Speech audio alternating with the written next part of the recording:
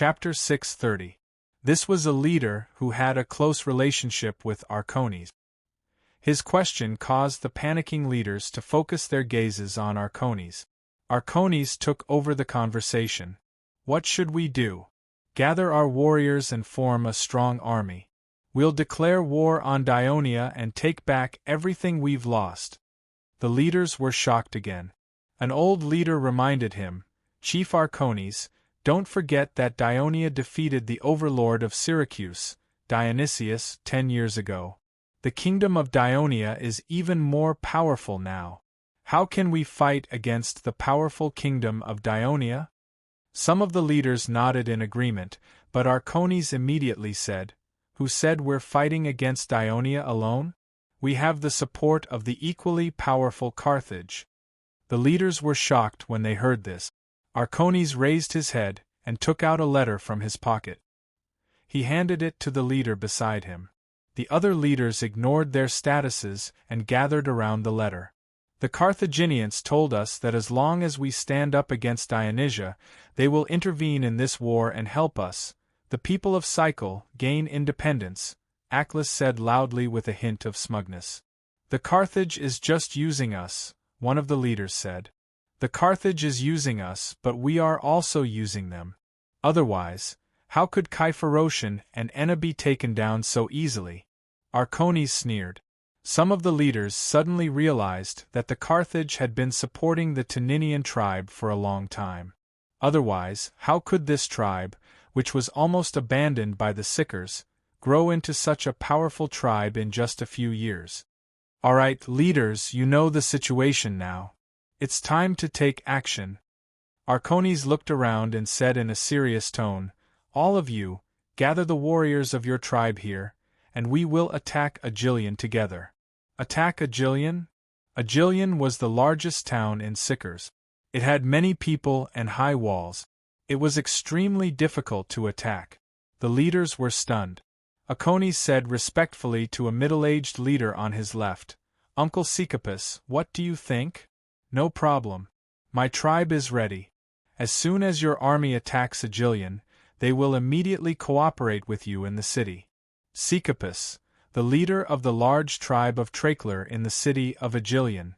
Someone recognized him, and his face changed slightly. Only then did he remember that Arcones was the son of the former king of Sycor, Agilion, and Agilion was the seat of the royal court of Sycor. Although Dionysius had poisoned Agilus to death and destroyed the kingdom of Cycle, there were still supporters of Arcones in Achillon. Let's go back to the tribe and gather our clansmen immediately. The chiefs, who each had their own thoughts, expressed their agreement. Arcones said, You don't need to go back. Send your men back to carry out the task. I'm holding a banquet in the city. I'd like to invite all the leaders to attend. The leaders' faces all changed. This was forcing them to take sides. But when they saw the fully armed soldiers rushing into the hall, most of the leaders obediently obeyed. Over the past few years, Arcones had led his army to conquer several cities and occupied many tribes. The leaders who dared to resist were all killed by his sword. Those who survived were all cowards who helped him deceive Dionia, so they did not dare to resist now. Just then, a guard hurried in and whispered a few words in Arcones' ear. He was just looking at the embarrassed leaders with a smug expression, but now he was stunned. His men had told him that Dionia's 8th Legion had suddenly stationed in Agilion. The sudden news disrupted his original plan, and he immediately discussed it with Hippus nervously. Cecopus, who had been arrogant just now, was also panicking. At the same time, his confidant also reported to him that Agilion had been sealed, and they could not get in touch with the tribes in the city. After a tense discussion, Arcones immediately announced to the leaders that they were to send more men back to gather their clansmen. They had to bring the army to Kyphorocian tomorrow. In order to appease the confused leaders, the banquet continued. But when the banquet that lasted for a few hours was about to end, the guard brought another piece of bad news. Arcones, who was slightly drunk, could not control his emotions and smashed the ceramic cup in his hand. The news that the 8th Legion of Dionia had quickly captured Hina made him lose his cool, and the leaders even more panicked. A few of the leaders from Hina even cried bitterly, and the cheerful atmosphere of the banquet was completely gone. Callissippus, who was already in his 50s, received the decision of the Council of Elders. After a secret discussion with Agesilaus, he hurried to the port of Gophion, boarded a passenger ship, and headed for Dionia. The passenger ship drifted along the west coast of the Peloponnesus Peninsula for a night. The next morning, it sailed across the Adriatic Sea and docked at the top of the heel of the Italian peninsula. This was the city of Odlum, which belonged to the kingdom of Dionia.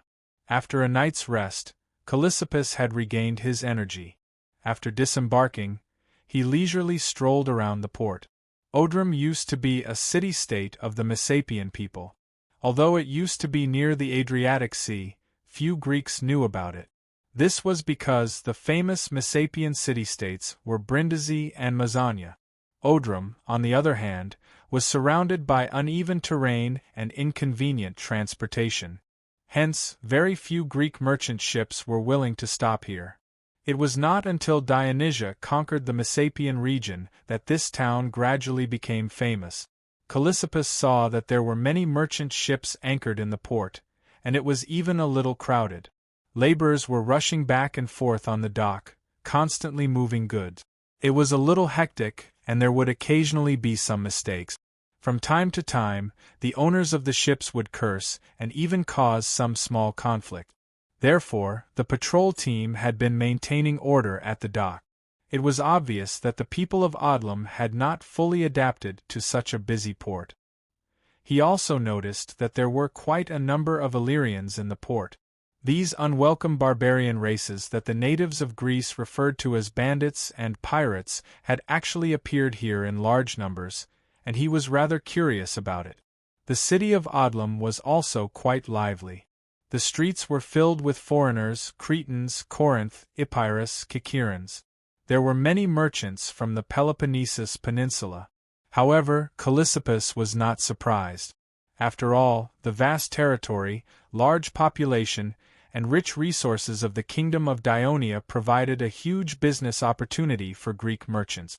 These greedy merchants flocked to Odlum, and Odlum was the nearest town of Dionia to Greece. The largest number of shops in the city was actually a carriage house.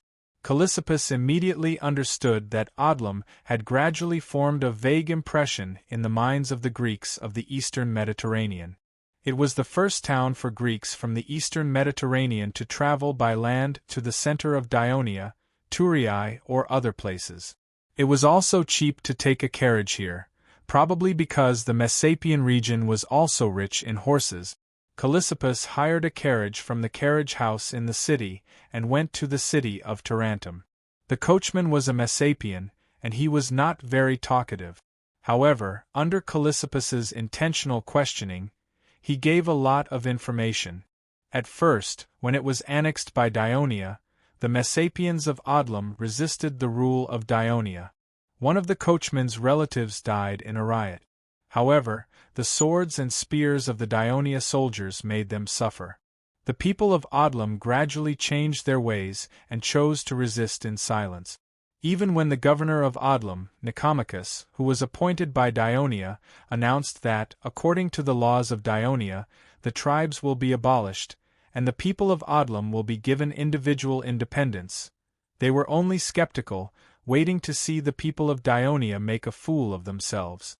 Although Odlum had a small population, according to the laws of Dionia that Nicomachus mentioned, each person would be given 5 acres of land. Odrum's land was so small and barren that it would not be enough. However, the short-sighted people of Odlum did not expect that the governor would really give them land, not barren mountains, but plains not far from Odlum.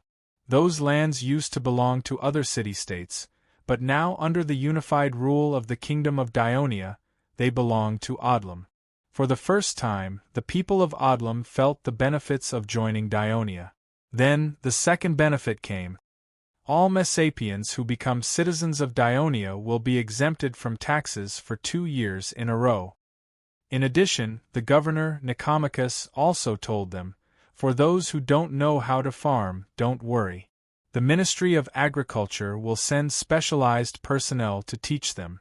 If anyone's family doesn't have enough labor, they can go to the newly established Christoia Bank in the city to get a loan, and then go to Tarentum to buy slaves with farming experience." Tarentum was the mortal enemy of the Messapians. When the two sides met, they would only fight to the death. Now, it was actually under the rule of Dionia. The Messapians did not understand the meaning of a free city, and thought that Tarentum had been completely integrated into Dionia. Chapter 631.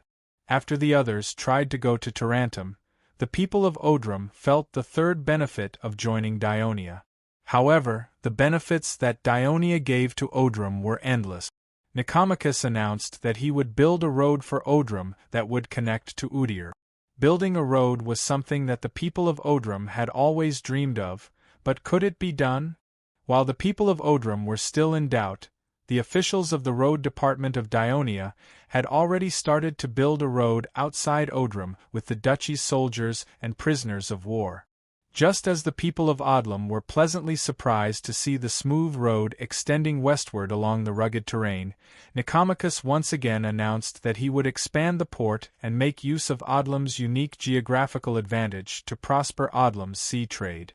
This time, the people of Odrum did not just stand there and watch. Instead, they actively joined in the construction of the port.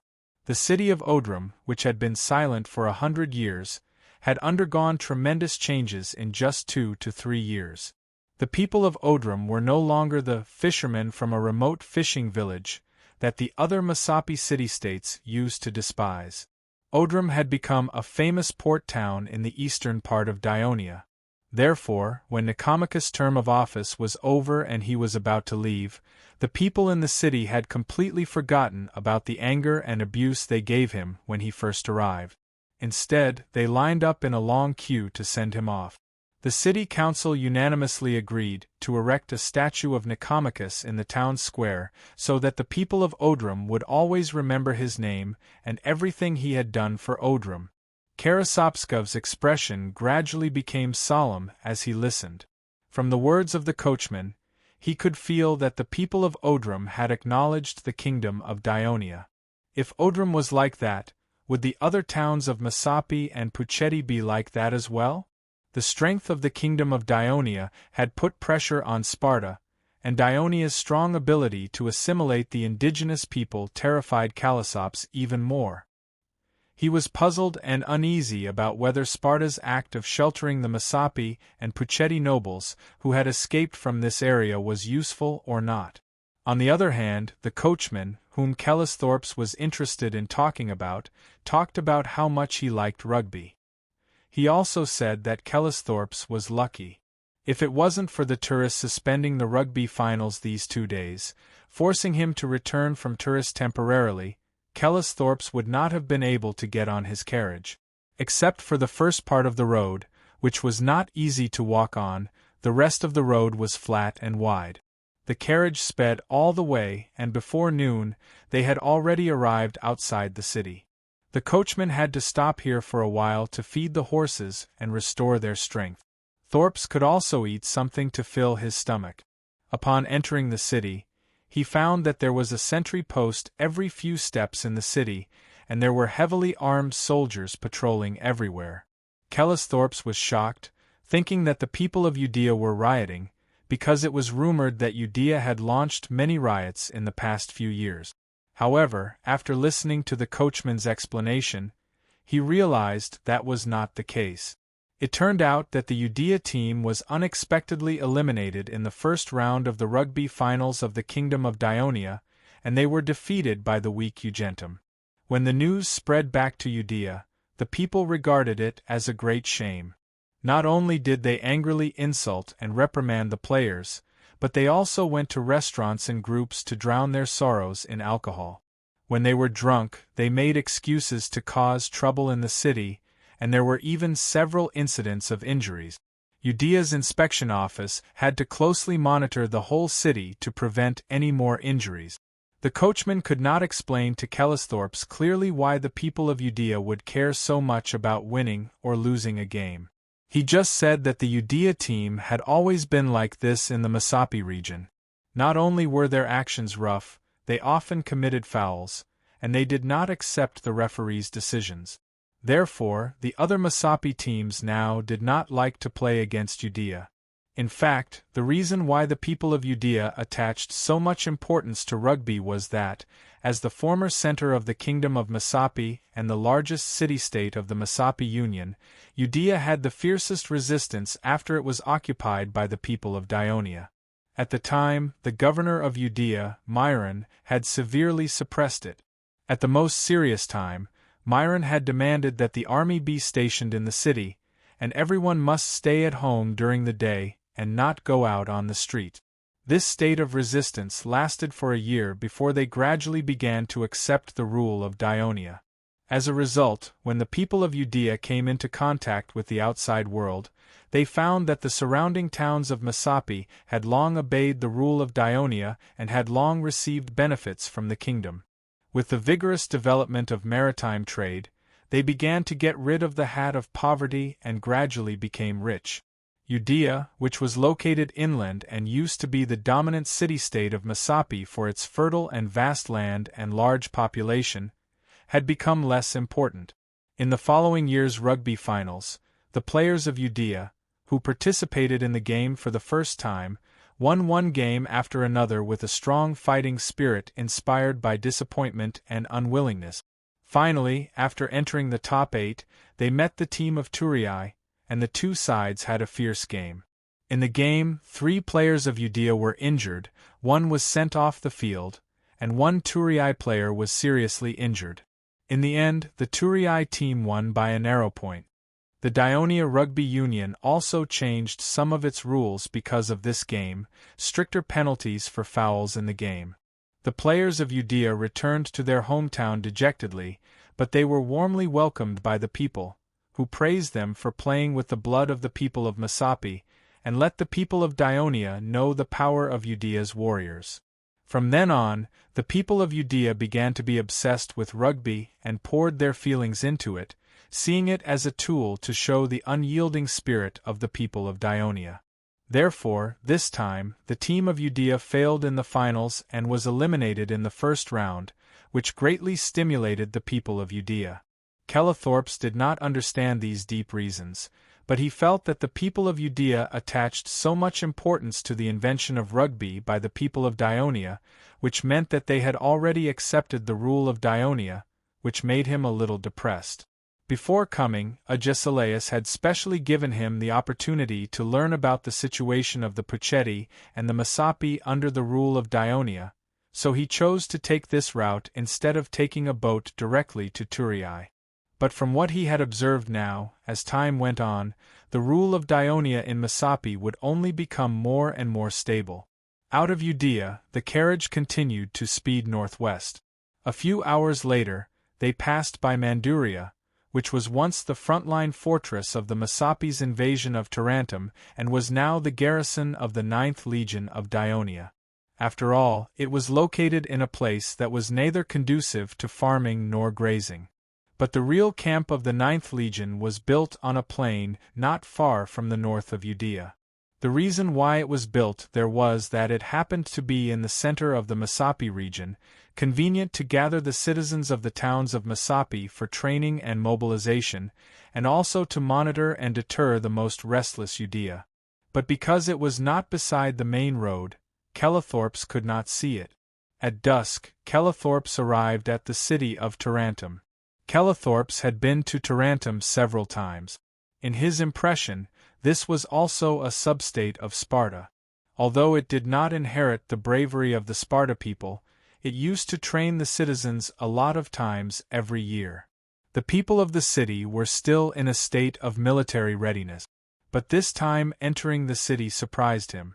Not only were there no soldiers patrolling on the top of the city wall, but the guards at the city gate were also disheveled, and the inspection was not strict.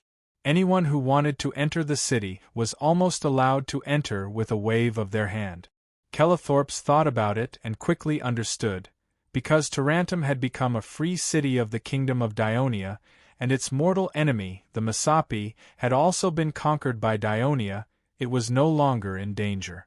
Now that it was in the hinterland of Dionia, even the responsibility of defending the territory's security had been taken over by Dionia, so naturally, its military readiness was lax.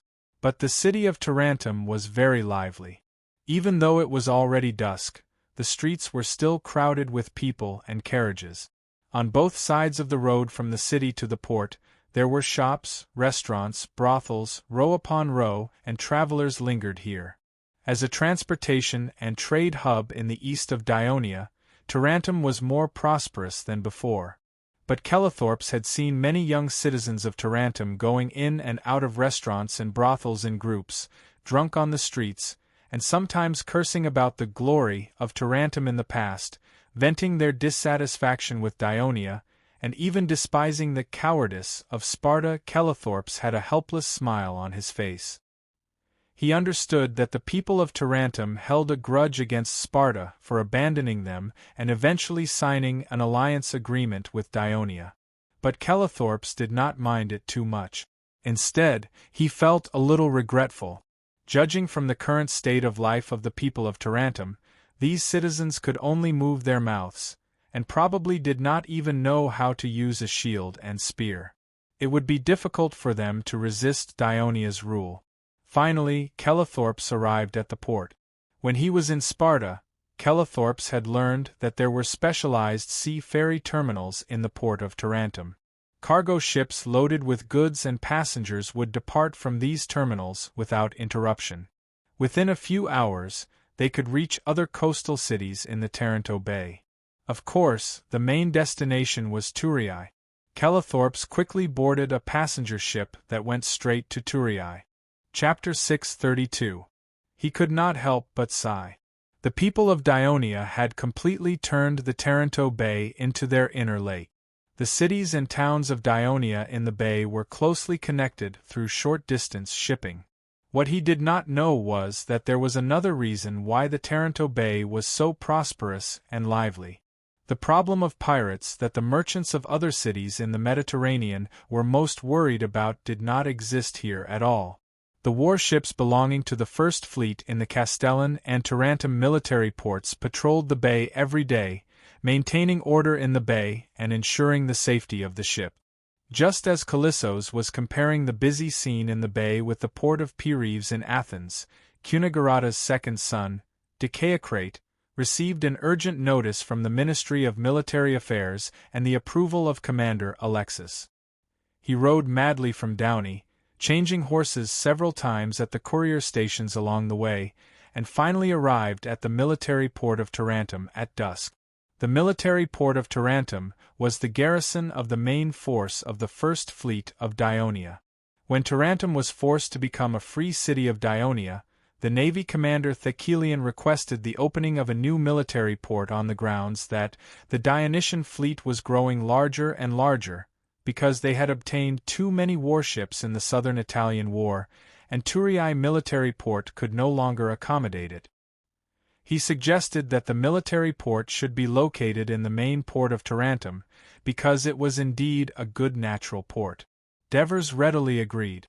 Of course, the issue he considered was not only military convenience. Not only could the Navy monitor and deter the previously capricious city-state nearby, but Tarentum, as an old maritime power, had a large number of skilled and experienced sailors and fishermen. They would be an excellent source of soldiers for the Navy. By training them and letting them accept the culture and political ideas of Dionia, they could in turn influence the people of Tarentum. In the face of Dionia's request, Tarentum reluctantly agreed to hand over the western part of the port to the Navy of Dionia. After all, it had been abandoned for a long time. As the Navy moved in, the land west of the port to the east of Metapontum gradually came under the ownership of the First Fleet. The people of Tarentum had suffered heavy casualties in the southern Italian war, and there were not enough people to take care of the land near the border. Coupled with the clever pressure from the Devers, This part of the land was allocated to the sailors of the First Fleet stationed there, including a large number of civilian sailors of Tarentum who joined the First Fleet. Currently, there were 153 decker or warships and other warships of various sizes in the military port, totaling about 230 warships. Including the 53 decker or warships and other warships in the military port of Castellan, the First Fleet had more than 350 warships, firmly suppressing the other three fleets and becoming the strongest fleet in the Dionia navy. However, even if the number of ships of the First Fleet was large, there was still enough space in the military port of Tarentum to build a dry dock to accommodate more warships, which showed how large the military port was. Moreover, the sea in the port was also wide enough for some small-scale training to be held directly in the port. This had also become a scene in the port, and people of Tarentum often stopped by the shore to watch. After Dicarocrat showed Alexis's letter of identification to the guard, he was allowed to enter. However, the waiting time at the military port was a little long. There was clearly an empty clipper at the dock next to it, so why did he have to wait here? Dicarocrat was a little annoyed. It was only when he boarded the ship that someone came out of the cabin and explained to him, "I'm really sorry. A batch of supplies has just been transferred from the military port of Castellan to be urgently transported to Downey. The personnel in the military port are busy with this matter, so it took up some of your time. Transporting supplies to the front line is an important matter for the kingdom. Mine is just a small matter." As soon as Dicarocrat saw that it was him, he immediately understood why the ship was late. He hurriedly said respectfully, "And Sir Sicilian, you came personally to see me off. I really don't know how to express my gratitude." Sicilian was once the commander of the Dionia navy. During the Southern Italian War, he led the fleet to defeat the Syracuse navy that dominated the western Mediterranean Sea 3 times. Thus, he controlled the seas at the eastern end of Greece and Sicily. He played a key role in Dionia's final defeat of Syracuse. He was a hero worshipped by the people of Dionia. After the war, as the territory of Dionia expanded, the fleet that had become huge was divided into 4 by the Devers.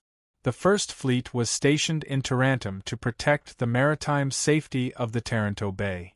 The Second Fleet was stationed in the Catania Plains to protect the maritime safety of Dionia in Sicily. The Third Fleet was stationed in Trine to protect the maritime rights of Dionia in the Tyrrhenian Sea. The Fourth Fleet was based in Brindisi to protect the Kingdom of Dionia's territories in the Adriatic Sea. However, the Devers did not appoint Sicilian as the commander of the Dionia navy. Instead, he was appointed as the commander of the First Fleet. Although the strength of the First Fleet had long surpassed that of the Dionia navy, it was still a demotion to be demoted from the commander of the First Fleet. However, at the same time, the Devers proposed to the Senate that Sicilian be elected as the elder statesman of Dionia. This was a great promotion for Sicilian's political status. He also became the second young statesman under the age of 30 after Henipolis. Moreover, after the navy was disbanded, the Devers also removed the position of the commander of the navy. Therefore, Sicilian did not have much of a complaint. Sicilian went to Tarentum and stayed there for 10 years. Except for important matters, he rarely returned to Thurii to attend the usual Senate meetings. The young hero of the past was now middle-aged and had lost his youthful arrogance. At this time, he said to Dicarocrat with a gentle expression, "I'm also going to attend your father's funeral. I can go with you." Dicarocrat's heart ached at the mention of his deceased father. It was the regret of his life that he could not be by his father's side before his death. "How's the progress of the battle in Downey?" Sicilian asked casually. "It's going well. We've taken down the cities of Herdonia and Ascurum. Our army is approaching the central city of Downey, Lusnia. We're preparing to besiege it. Judging from the current situation, the other Downey tribe and towns don't seem to be sending reinforcements to Lusnia city. I reckon that this war will end before the end of the year." Dicarocrat said excitedly as he talked about the war he had participated in. Hearing this good news, Sicilian sighed. It's still better to command the army on land. After the southern Italian war, the kingdom of Dionia was not always peaceful. The 3 wars it launched to conquer Mashapi, Puccetti, and Downey were not small. However, these wars took place near Dionia, and the enemy's fleet was too weak. There was no need for the First Fleet to defend the core waters of Dionia.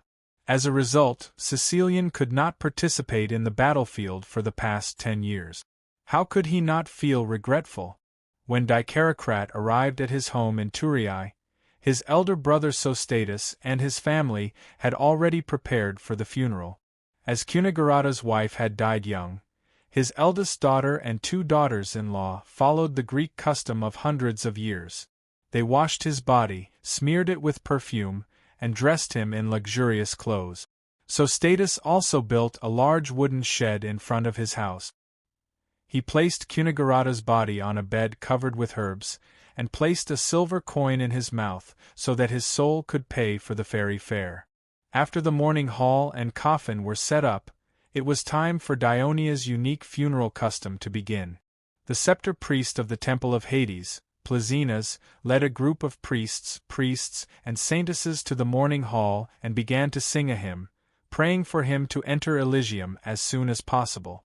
Usually, only the priests or priests of Hades would attend funerals. Since Cunigurata's identity and status were different, there was no need for the Devers to instruct him. Plazinas personally brought the main staff of the main temple of Hades. The next day, Cunigurata's immediate family, including his son-in-law Helos, wore black veils and solemnly guarded the coffin. Even his daughter and daughters-in-law had cut their hair in accordance with the custom to express their grief. Early in the morning, the Devers brought Christoia, Agnes, Cynthia, Clodocatax, and the other children to the mourning hall. They laid a wreath of pomegranate leaves for Cunigurata's body, and led the family to solemnly pay their respects and sing the hymn of Hades. After comforting Cunigurata's relatives, the Devers and his family walked out of the mourning hall. They washed their hands and faces with a few large jars of clean water placed outside the hall before leaving. After the king and Devers left, the number of people who came to pay their respects increased. Chapter 633. Apart from those who had important matters to attend to, such as Alexis, who was leading the army in the battle at Downey, most of the senators, even those who served as governors in other places, rushed to Cunigurata's funeral hall to pay their respects. Many of the kingdom's middle and lower-level officials also came to mourn. Most of them were the citizens of Turin. Back then, Cunigurata had given his all to help the Turin citizens who had lost their homes and burned down their city. For more than half of the following 10 years, Cunigurata had been the governor of this city. For Turin to have its current prosperity, Cunigurata had contributed a lot. How could the citizens not remember his kindness? Therefore, on this day, the citizens of Turin did not discuss football games excitedly, nor did they go to the restaurants to drink. Instead, there was an endless stream of people paying their respects outside the funeral hall.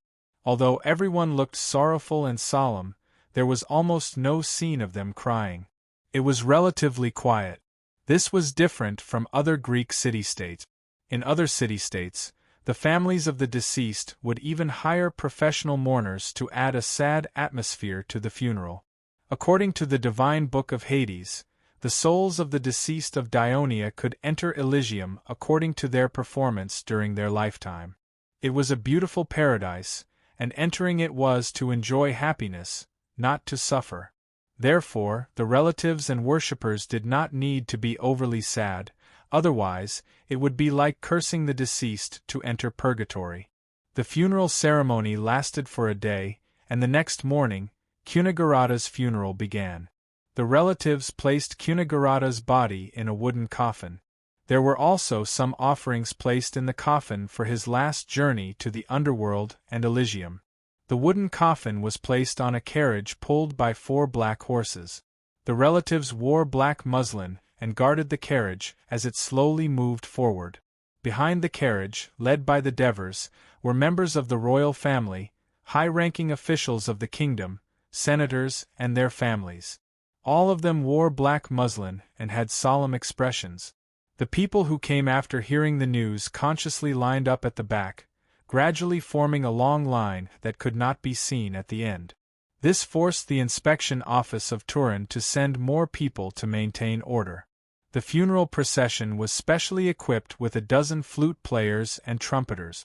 They played solemn and slightly melancholy elegies, rendering the entire funeral procession solemn and mysterious. In front of the carriage, Plesinas and a dozen black-robed priests silently sang the hymn of Hades and sprinkled water on the street. They led the funeral procession to the foot of the hill of Hades. 8 palace guards in armor lifted the wooden coffin and walked steadily to a small temple next to the temple of Hades. This was the temple of Thanatos, the god of death, the god of Hades. It was built after the southern Italian war. There was an incinerator in front of the temple. The guards put the wooden coffin in the incinerator, and the priests began to pour olive oil through the pipes around the incinerator. The relatives of Cunegurata, such as Sostatus and Dicaeocrat, were mournful. The others also bowed their heads and prayed silently. Only the Devers in white robes walked to the incinerator, opened his arms and shouted to the sky, "The great Hades, citizen Cunegurata of Dionia, has returned to the underworld today. I am your devout subject, and I beg you to grant him the blessings he deserves in death based on what he did in life." After that, he took the torch from Plesinas and threw it into the incinerator. As the fire burned, dozens of saintesses sang in unison. Their light singing voice resounded through the hill, washing away the sadness in the hearts of the people. The wooden coffin turned into ashes amidst the singing, but the funeral was not over. The relatives of Cunegurata took out the bones that had not completely melted from the ashes, wrapped them in newly made linen cloth, and placed them in urns. The Devers also told the people who came to attend the funeral about the great contributions that Cunegurata had made to the kingdom of Dionia. At the same time, they announced that the bronze bust of Cunegurata would be placed in the pantheon of the Hades temple, and that he would live with the kingdom of Dionia. The urns of his ashes would be placed in the temple of death to be protected by the underworld. With these two things completed, the funeral was finally over. When the elders and officials bid farewell to their relatives, they no longer comforted them, but congratulated them. Before this, the elders had also attended the funeral of Scambras and Bagalipi. However, not only did Cunegurata's funeral have the largest number of people, but he also enjoyed the highest honor after his death.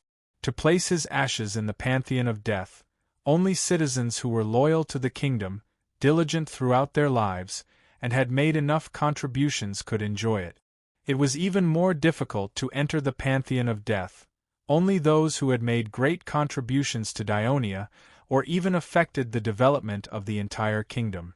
After entering the pantheon of death, they would have to write a biography for him, so that his name would be passed down to the future generations. It could be said to be the highest honor. Since the establishment of Dionia, there was only one Heraclide for more than 10 years. Now there was also Cunegurata. For the elders and officials, Cunegurata's funeral had become a goal that they envied and worked hard for. This was what the Devers hoped for. For the ordinary people, they did not have such a big goal. Their biggest hope was to be cremated in the main pantheon of Hades after their death. This was because the cremation of corpses was usually carried out in the ordinary pantheon of Hades. Only citizens who had made great contributions could apply for the right to be cremated in the main pantheon of Hades. The people who approved the application were not the Senate, but the group of priests in the pantheon of Hades. The final decision was in the hands of the Devers, because he was not only the king, but also the high priest of the kingdom. He was the descendant of Hades in the eyes of the people. However, under normal circumstances, he would let the group of priests led by Plesinas make the decision, and he would only need to look at it in the end. Only the death of an important person in the kingdom would require him to decide whether the person was qualified to enter the Hall of Valhalla, the Pantheon of Death, and the Prison of the Wicked. After the funeral of Cunagurata, the football finals continued, and everything seemed to return to the past. Only the senators felt the subtle changes. The rotating president of the Senate was added to the list of candidates, and his seat was moved forward to the center of the front row of the hall. When Dionia was first established, the position of the rotating president of the Senate was held by the senators in turn. It was only to maintain order in the hall, and it did not have any real power. After the Southern War, the Devers became the king. With the reason that there were too many new senators and they were not familiar with the operation of Dionia's political system, he no longer let all the senators take the rotating president position. Instead, he appointed a few senators to take turns to take the position, which was usually changed every 10 days. At the same time, he also asked the Senate to give more responsibilities to the rotating president, making them responsible for organizing every Senate meeting, and the main topics of every meeting would be decided by the king and the Devers and the rotating president. When the Devers attended the meeting, he had to pass down the order to ensure that the meeting was carried out according to the king's wishes. When the Devers were absent, he had the power to ensure that the meeting went smoothly, and he could even command the guards to drive away the senators who interfered with the meeting. He only needed to report the results of the meeting to the Devers after the meeting. Because of the increased power of the rotating president, this position became an important symbol to measure the status of a senator in the Senate. Before this, the rotating presidents of the Senate of Dionia were Cunagurata, Cornelis, Sidorum, Vespa, and Lucius. Now, Cunagurata had passed away, and Antares had filled the vacancy. In addition, there was another change. When Laodigian and other senators committed dereliction of duty, some officials from Naxos, Sicily, and Catanai were also involved in this matter and were investigated. They were all recommended by the senators who committed the crime, so the Devers took this opportunity to rage in the Senate.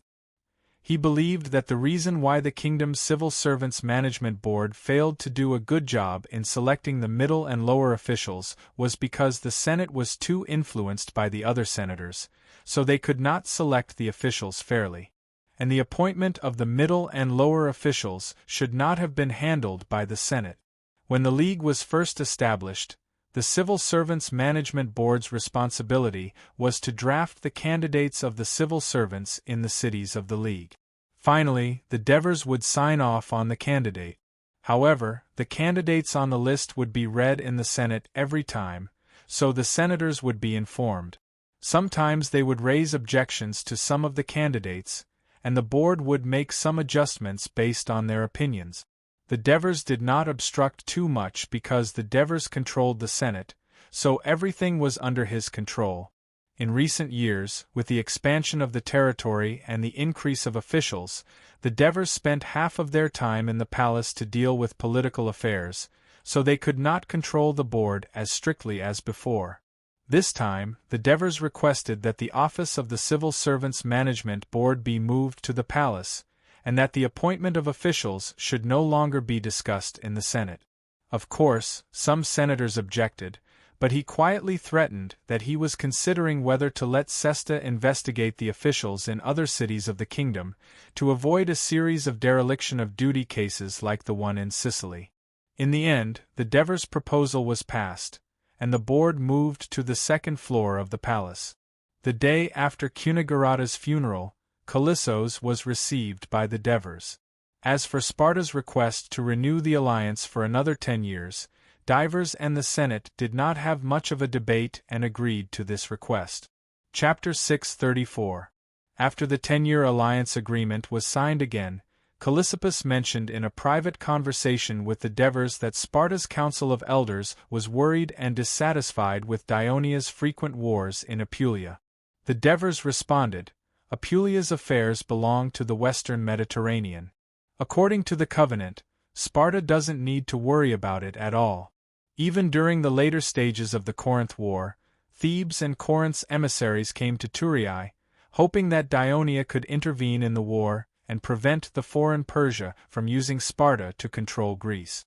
However, Dionia strictly abided by the covenant and refused their request. Many Greek citizens in the kingdom were very dissatisfied with the fact that Sparta, their ally, actually submitted to Persia, their former enemy, and listened to their bullish *T treaty. Moreover, Sparta drowned Mandinia and destroyed a Greek city-state with cruel means, committing atrocities similar to what Dionysius, the tyrant of Sicily, had done. This made the people of Dionia very angry. However, the Senate of Dionia had repeatedly rejected the request of many senators to condemn and punish Sparta at the senators' assembly at the end of the year. Dionia has strictly abided by the covenant and respected Sparta for the past 10 years. After signing the covenant this year, we will continue to abide by the content of the covenant. We hope that the 18th Congress can also strictly abide by the content of the covenant and handle the relationship between the two countries, especially the issue of accepting the indigenous people who escaped from Apulia. Please reconsider and deal with it carefully. Dionia keeps its promise, but it will also treat the city-states that violate its promise as enemies. The words of the Devers made Callissippus feel ashamed and shocked. He immediately said solemnly, "Your Majesty, Sparta cherishes the friendship between the two countries, so they took the initiative to send me to renew the covenant. Sparta will continue to abide by the requirements of the covenant as before, and peace will always be maintained between the eastern and western Mediterranean." Only one day after Callissippus left, Thurii welcomed Carthage's emissary, Ocradon. He did not come to renew the covenant but to protest. Carthage protested that Dionia had violated the covenant this time by waging war against the Psychier, a free force in Sicily. They demanded that Dionia immediately stop this foolish action that destroyed the peaceful environment of Sicily. Dionia's Senate refuted Carthage's request. They presented facts, presented evidence, and reasoned with Carthage's emissary. They told Dionia that it was not Dionia who wanted to invade Psychier, but the Tannic tribe of Psychier who conspired to disturb Dionia and harm Dionia. For this reason, Dionia had already put Laodigian and a few other Sicilian senators on trial. At the same time, they had also arrested many of the kingdom's officials. Of course, they would also seek revenge on the culprit of this incident. This was the punishment that the Tannic tribe deserved for provoking Dionia. Dionia's firm rejection of Carthage's protest caused Ocradon to return empty-handed. A few days later, in Carthage's Senate, the Carthage senators had a heated debate on this matter. Lord Hanno, now that the people of Dionia refuse to stop the war against Psychier, what measures do you have to deal with this matter? Otherwise, if we don't take any action, the weak Psychier tribe will not be able to withstand the Dionysian army for more than a few days. Senator Pretacuba stood up and asked. Hanno looked coldly at the senator who questioned him. Ever since Maganid was removed from his position as the governor of Sicily, he did not return to Carthage. Instead, he angrily led a group of mercenaries to Iberia. The Maganid family's leading figure in the Senate, and even in Carthage, became Pretacuba. He was a distant relative of Maganid, but he was much more cunning than Maganid. In the past few years, he had caused some trouble for Hanno in controlling the Senate. There was no need for Hanno to reply. Another elected senator, Sufit Pantarak, had already taken over the conversation and said, "This matter was caused by the Psychier Tannic tribe provoking Dionia first. It is understandable that Dionia would punish them. What we should do now is to constantly monitor this war and prevent Dionia from using this opportunity to expand their war, thereby harming the interests of Carthage." "Oh, you've given up on the Psychier tribe with such a simple statement? I still remember that it was you, Lord Hanno, who suggested to support the Tannic tribe and unite the Psychier tribe." Another Maganid senator, Santapor, immediately mocked. Hanno looked at him with a displeased expression. Ecledon immediately retorted, You people are really good at forgetting. Back then, the Tannic tribe came to Carthage in the name of former allies who fought alongside Himmerko. They first found you people, and it was also you people who proposed to help the Tannic tribe in the Senate. Lord Hanno was merely following your wishes, hoping that the Tannic tribe's actions would help Carthage better control Sicily. However, he did not expect them to have the guts to provoke Dionia, and even more so, he did not expect that you people, who had received Lord Hanno's support, would accuse Lord Hanno instead. When Carthage led Himmerko to attack Syracuse, he built the Tauromenian fortress as a gift to the Sycir tribe in order to win the Sycir tribe over to Syracuse. Thus, he formed an alliance with King Agilus of Sycir, who is the father of Arcones, the leader of the Taric tribe. However, after Himmerko's defeat and suicide, and when Dionysius counterattacked Carthage's forces in Sicily, Agilus sided with Syracuse and was eventually murdered by Dionysius. Pretacuba immediately changed the topic and put on a worried expression. Lord Hanno, Syracuse has suffered great losses in the past few years. Most of the Greek cities in Sicily are on good terms with Dionia. Not only do they often send messengers to attend the various celebrations of Dionia, some even send teams to participate in Dionia's rugby matches. Now that Dionia has taken control of the Sycir tribe, wouldn't the situation in Sicily return to the era of Dionysius? This is very disadvantageous to Carthage. Hanno looked at him coldly and suddenly said, Lord Pretacuba, given the current situation in Sicily, what is your suggestion? Continue to support the Sycir tribe with gold, silver, and resources that are about to be destroyed? Or send the army to support the Sycir tribe? Since Dionia refuses to stop the war, we can only send the army to make them realize that Carthage will not only protest with words. We are serious, Elder Santipoer said sternly. The elders were in an uproar. That means war, Panterac warned loudly. Since Dionia is wantonly expanding their power in Sicily and refuses to listen to our Carthage's warning, then we will show them war.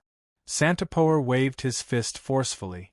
Many elders exclaimed in surprise, and voices of debate arose. Hanno immediately became vigilant. He immediately realized that this was definitely the idea of the Magonid clan leader who was thousands of miles away. He wanted to provoke a war between Dionia and Carthage, so that he could return to Carthage and gain control of the political situation.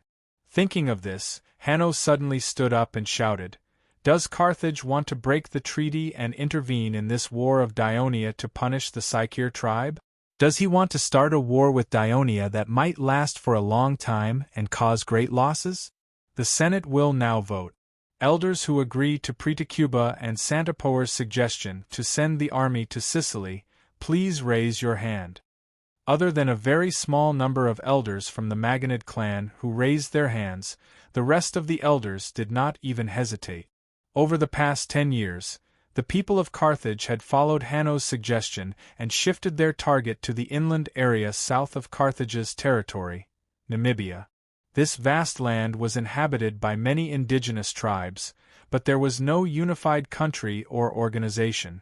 The people of Carthage had used various methods such as direct military campaigns, bribing, and sowing discord to make Carthage control more than half of Namibia's land. The citizens of Carthage were also given a large amount of inland land and employed Namibians to farm. The wealth of the elders of Carthage had doubled, and Hanno's prestige in Carthage city had also doubled. The only thing that the people of Carthage were worried about was the occasional rebellion of the Namibians. For this reason, several troops formed by the citizens of Carthage rotated to be stationed in several important strongholds in Namibia. It was not only the majority of the elders who were unwilling to let the people of Carthage go to war with the powerful Dionia, but the citizens of Carthage were also unwilling. Compared to the people of Dionia and the Sycir people in the far east of Sicily, they were more concerned about the large increase in the land harvest in Namibia and the control of the numerous Namibian slaves and Namibian farmers. Hanno looked around at most of the silent elders and glanced at the few elders who supported the war. He had long foreseen such a strong advantage. If there were no sudden accidents, the people of Carthage would never be willing to go to war with Dionia. Margot's conspiracy would never be realized. Of course, Margot was now occupying that piece of Iberian land. He also felt a headache when he disobeyed the orders of the Senate of Carthage. At this time, Hanno reached into his bosom and took out a roll of paper. He held it high in his hand and said loudly, "This is a letter written to me by the king of Dionia himself. In the letter, he promised, Dionia will always remember the covenant with Carthage. They will only punish the Tenibian tribe and will never expand their attack on the territories of other Sykir people. Please rest assured." In addition, he also asked me to consider the issue of renewing the covenant. As he said this, he handed the letter to the elder next to him. Chapter 6:35. Renew the covenant for another 10 years. It is said that Dionia is about to occupy the Apulia region of Italy. Give it another 10 years, and I'm afraid the entire Italian peninsula will belong to Dionia. Pretacuba stood up and warned loudly, "Everyone, we have to understand that there are only two powerful countries in the western Mediterranean, Carthage and Dionia. Making Dionia stronger is not good for Carthage. Is Apulia as big as Namibia? Occupy the entire Italian peninsula?" Ecradon sneered. "Not to mention our ally Rome in central Italy, and the fierce Celts in the north. Even if Dionia can occupy the entire Italian peninsula in the future, we have already completely occupied Namibia. I'm afraid we have also completely controlled Mauritania and Nubia. Is a small Italian peninsula as big as Namibia and Mauritania?" Just as the two sides were arguing endlessly, Ediaruba stood up. The leader of the neutral faction was highly respected. The noise in the hall quieted down a lot. He then said in a sincere and heartfelt tone, "Everyone, don't forget the purpose for which our Carthage city was established.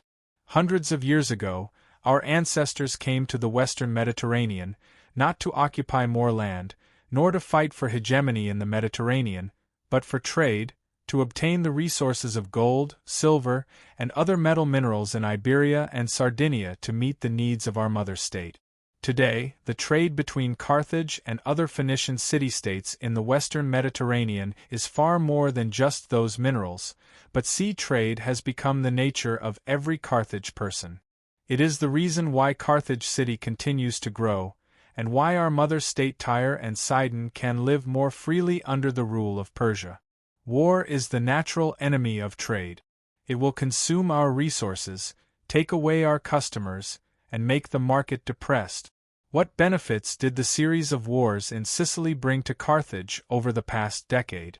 No benefits, only death and decline. If everyone here has forgotten the tragic past of more than a decade ago, please go to the cemetery outside the city, and you will know how much the people hate war. Peace. Carthage needed peace. Only with peace could Carthage prosper. Therefore, I suggest that we continue to form an alliance with Dionia. This way, Carthage will continue to own the trade market in the western Mediterranean Sea, and Carthage will develop even faster. Ediaruba's impassioned speech was echoed by many elders. Hanno applauded, but he didn't think much of it. Unlike the concept of developing sea trade and living in peace with Dionia, advocated by Ediaruba, he was actually wary of Dionia. Dionia's extensive alliances in Sicily and its northward expansion in the Italian peninsula all showed the ambition of this Greek kingdom. In fact, in order to slow down the expansion of Dionia, the Senate's agreement to support Tannic and increase their support for Rome were all secretly pushed by him. It was just that Carthage's rule in Namibia was not yet stable, and the Senate's intention to attack Mauritania during this period was also proposed by him many times. He hoped to gain more land and manpower, so that the influence of the Senate of Carthage could cover the land on the Iberian Peninsula controlled by the Maganid family, both at sea and on land. When the internal troubles were resolved and the army was strong, he was happy to compete with Dionia to wash away the nickname of coward that Magonids slandered him and push the prestige of the Hanno family in Carthage and even in the western Mediterranean to a new height. At this moment, taking the opportunity of Ediaruba's speech, he immediately expressed his support. With the push of the Hanoverian and neutral elders, the Tannic tribe was abandoned, and the renewal of the alliance between Carthage and Ionia was put on the agenda. A few days later, in the royal palace of Turiae, in the war room next to the king's office, the Devers and several ministers of the Ministry of Military Affairs were discussing the recent war. These military ministers were the Minister of Military Affairs, Helos. He was responsible for managing and coordinating the various departments under the Ministry of Military Affairs. At the same time, he had the right to assess and recommend soldiers and team officers for promotion. The military training chief Hieronymus under the Ministry of Military Affairs. A few years ago, the Devers had proposed several times to transfer him to the position of chief executive of a city, but he refused. The taciturn former mercenary leader had been in this position for more than 10 years and had made great contributions to the military construction of the Kingdom of Dionia. The military supplies chief Capus under the Ministry of Military Affairs. He took up this position again 4 years ago. The current 2 wars in Dionia were able to proceed smoothly because of his full support. The General Staff Department under the Ministry of Military Affairs, Felicius. The General Staff Department was a new department ordered by the Devers 6 years ago. Its role was to collect intelligence on the surrounding forces, make strategic plans for the expansion of the Kingdom of Dionia, carry out specific war deductions, and provide effective advice to the king. At the same time, it was also a school to train young officers in strategic thinking. In today's 10 Corps, the adjutants of the Corps commanders were basically trained in the General Staff Department. Since the war in southern Italy, Felicius had been criticized in the Senate and the Ministry of Military Affairs. Many people thought that he had made some command mistakes in the Battle of the Ramato River, which led to the heavy losses of the 4th and 5th Legions, and even Draco's tragic death. Divers had no choice but to transfer him to this new department. This was to protect him and allow him to utilize his rich experience. At the same time, it was to avoid his lack of charisma and his inability to become an outstanding commander. In addition, there was also Tormid in the room. He was also in the General Staff Department, serving as the Deputy General Staff to assist Felicius. However, he was more active, often going to the other Ministry of Military Affairs to learn about military training, military supplies, and the specific situation of the various legions, providing detailed data for the General Staff Department to formulate combat plans. At the same time, Tormid also served as the King of Devers's herald on the battlefield, and he often came to the palace to report to the Devers. Therefore, although he was not a senior member, no one in the Ministry of Military Affairs dared to underestimate him. In the center of the war room was a huge sand table, showing the mountains, rivers, plains, and hills of Sicily and southern Italy. A few years ago, the most outstanding craftsmen of Dionia, organized by the Devers, took more than half a year to create such a three-dimensional and relatively accurate sand table map using clay, sand, and stones, according to the detailed map provided by the Ministry of Military Affairs. Back then, when the officials of the Ministry of Military Affairs saw it for the first time, they exclaimed, "This is another amazing work of the King of Devers." This military sand table was regarded as the kingdom's treasure by the Ministry of Military Affairs, and only the important ministers of the kingdom could see it. "Your Majesty, the battle report for Sicily just arrived this morning." After Praesosus occupied Herna, he took advantage of the time before the sicker rebels arrived to repair the city's defenses. Felicius pointed at the model of Herna's town on the sand table with a long wooden stick and continued, after another rebel town was quickly conquered, the Tannic leader, Arcones, must have gathered tens of thousands of soldiers to attack Herna, and they must have been panicking. They only attacked Herna with full force for a day, then stopped, but stayed in their camp for 2 days. Felicius pointed at the model of Herbita's town on the sand table with a long wooden stick and continued, after another rebel town was quickly conquered, Arcones, the leader of the Tannian army, must have felt a sense of panic. They only attacked Herbita for 1 day before stopping. However, they stayed in their camp for 2 days. The Sicilian rebel army began to retreat to Enna, and in the process, some tribes left Arcones' army and ran to Aegilion, asking to surrender. In the battle report, Prososus said that he is ready to attack Enna while the Sicar rebel army is unstable. The Sicilian rebel army began to retreat to Enna, and in the process, some tribes left Arcones' army and ran to Aegilion, asking to surrender. In the battle report, Prososus said that he is ready to take advantage of the Sicar rebel army's unstable morale to immediately lead the army to attack Enna. Perhaps as I speak, the 8th Legion has already begun to attack Enna. The Devers stared at the city of Enna in the center of Sicily and thought for a moment. He then looked up and asked, "What do you think?" I was originally worried that Prososus, the commander of this attack on the Sicars, would not be able to bear the heavy responsibility. I did not expect his performance to be so outstanding.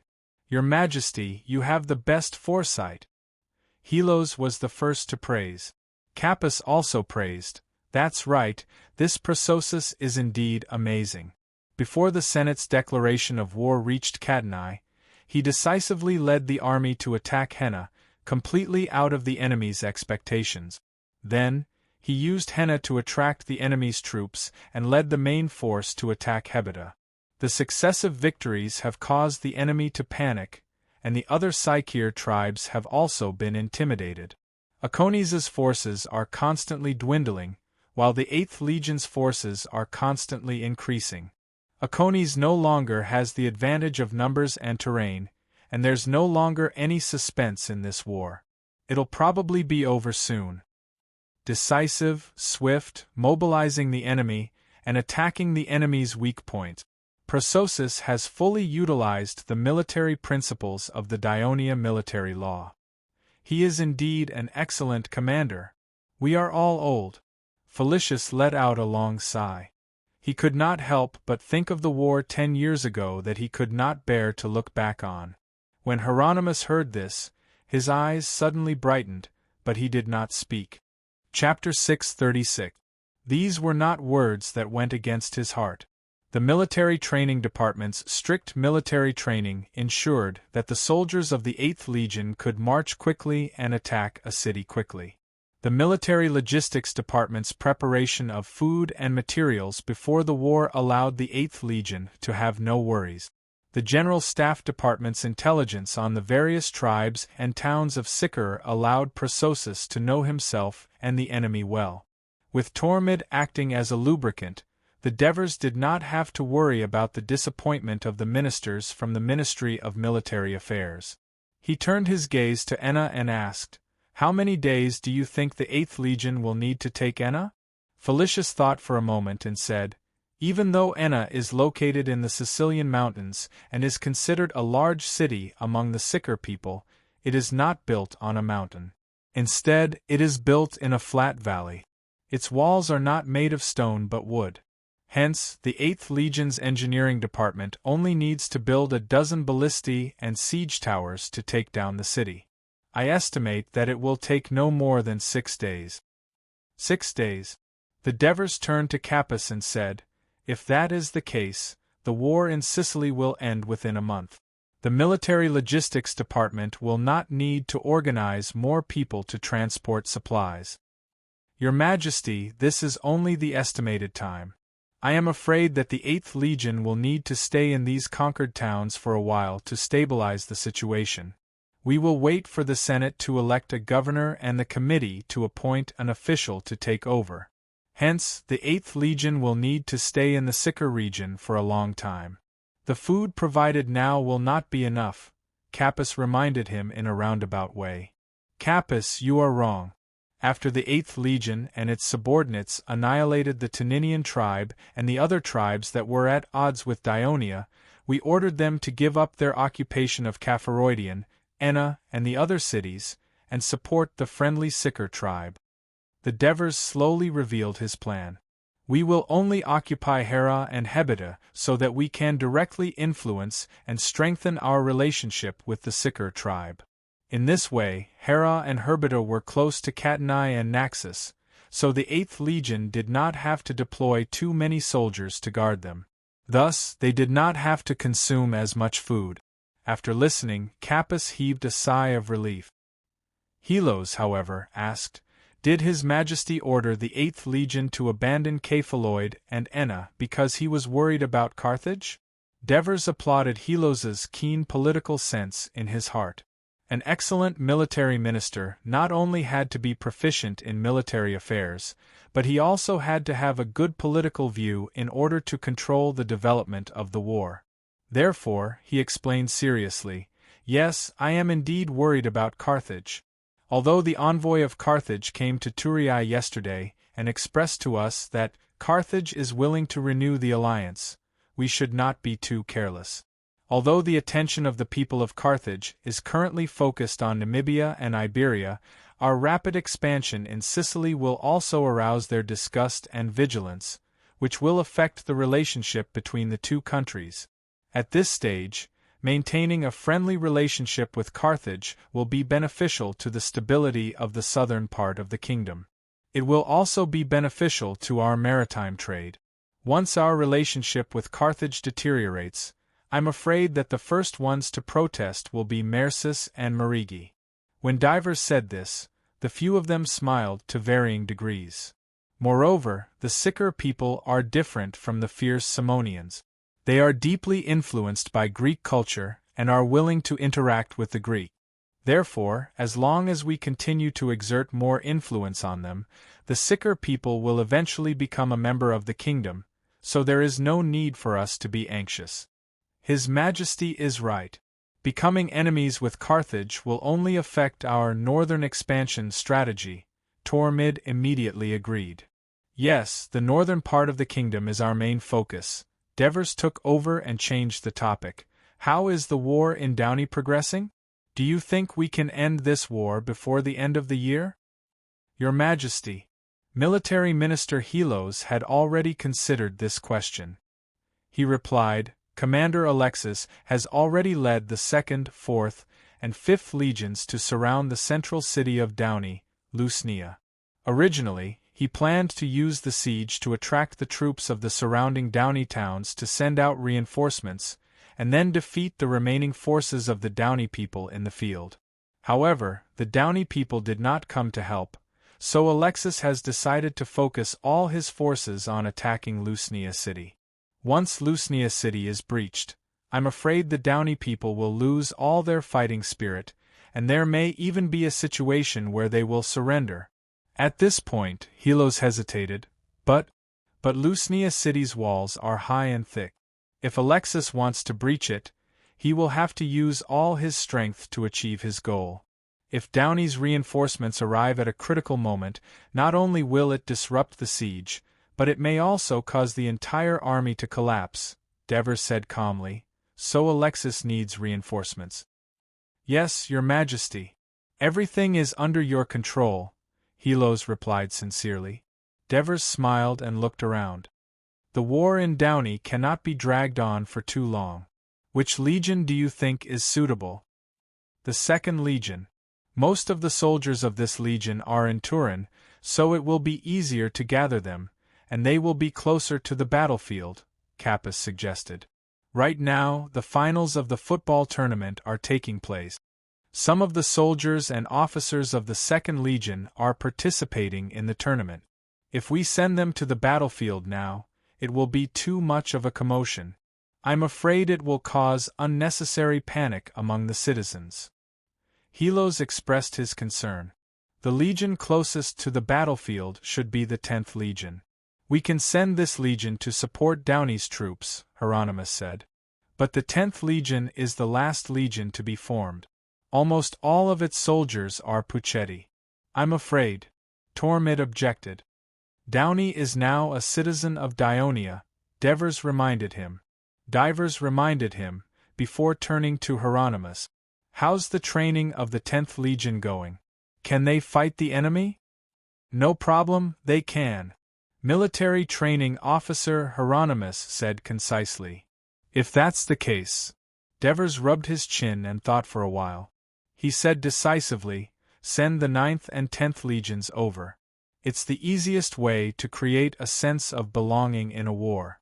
If Bagul could do it back then, the 9th and 10th Legions should be able to do it too. With these 2 legions, Alexis will have enough troops to carry out his plan. However, this will greatly increase the demand for food. Don't worry, Your Majesty. The military department will take care of this problem, Kappa said. Good. Devers nodded and said to Felicius, I remember the commander of the 10th Legion is Melisande, right? Yes, Felicius replied softly. Your son has great military talent. I look forward to his performance on the battlefield in Downey, Devers said with a smile. Felicius had kept quiet to avoid suspicion, but now he could only agree. We were still mercenaries in Asia Minor when Melisande was the commander. In order to fill our stomachs, we had to accept the employer's request and participate in some dangerous battles. If it wasn't for Your Majesty, we wouldn't have such a life today. Tormod's words resonated with the other military leaders. Devers smiled and did not participate in this topic. He looked back at the wooden model of Lusnia in the center of Downey's territory and reached out to touch it. He said, Let's end today's military meeting here. It's still early, so I won't keep you for lunch. After Devers finished speaking, he realized that the war room had suddenly become quiet. The few of them looked at each other with strange expressions. Is there anything else? Devers asked hurriedly.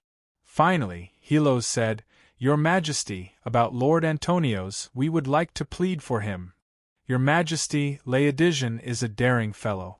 He often goes to Antonio's for help. You know that Antonio's is a person who values friendship. Laodigian did his best to help him in the southern Italian war, but he is also his father-in-law. Sometimes he really can't refuse. This time, he has already been punished. I hope Your Majesty can give him a chance to change. With Helos speaking first, Felicius also took the opportunity to speak earnestly. Devers finally understood. He glanced at the expectant faces and asked calmly, Did Antonio's ask you to say this? How is that possible? Tormod quickly shouted. With Antonio's arrogant personality, how could he come to us one by one? It's because we felt that he was a good comrade who fought alongside us in Persia, that's why. I understand, Devers said calmly. Having been in a high position for more than 10 years, the Deverses' aura had changed and their bodies had been nourished. Even though they were calm, Felicius and the others still felt a lot of pressure. They tactfully stopped talking.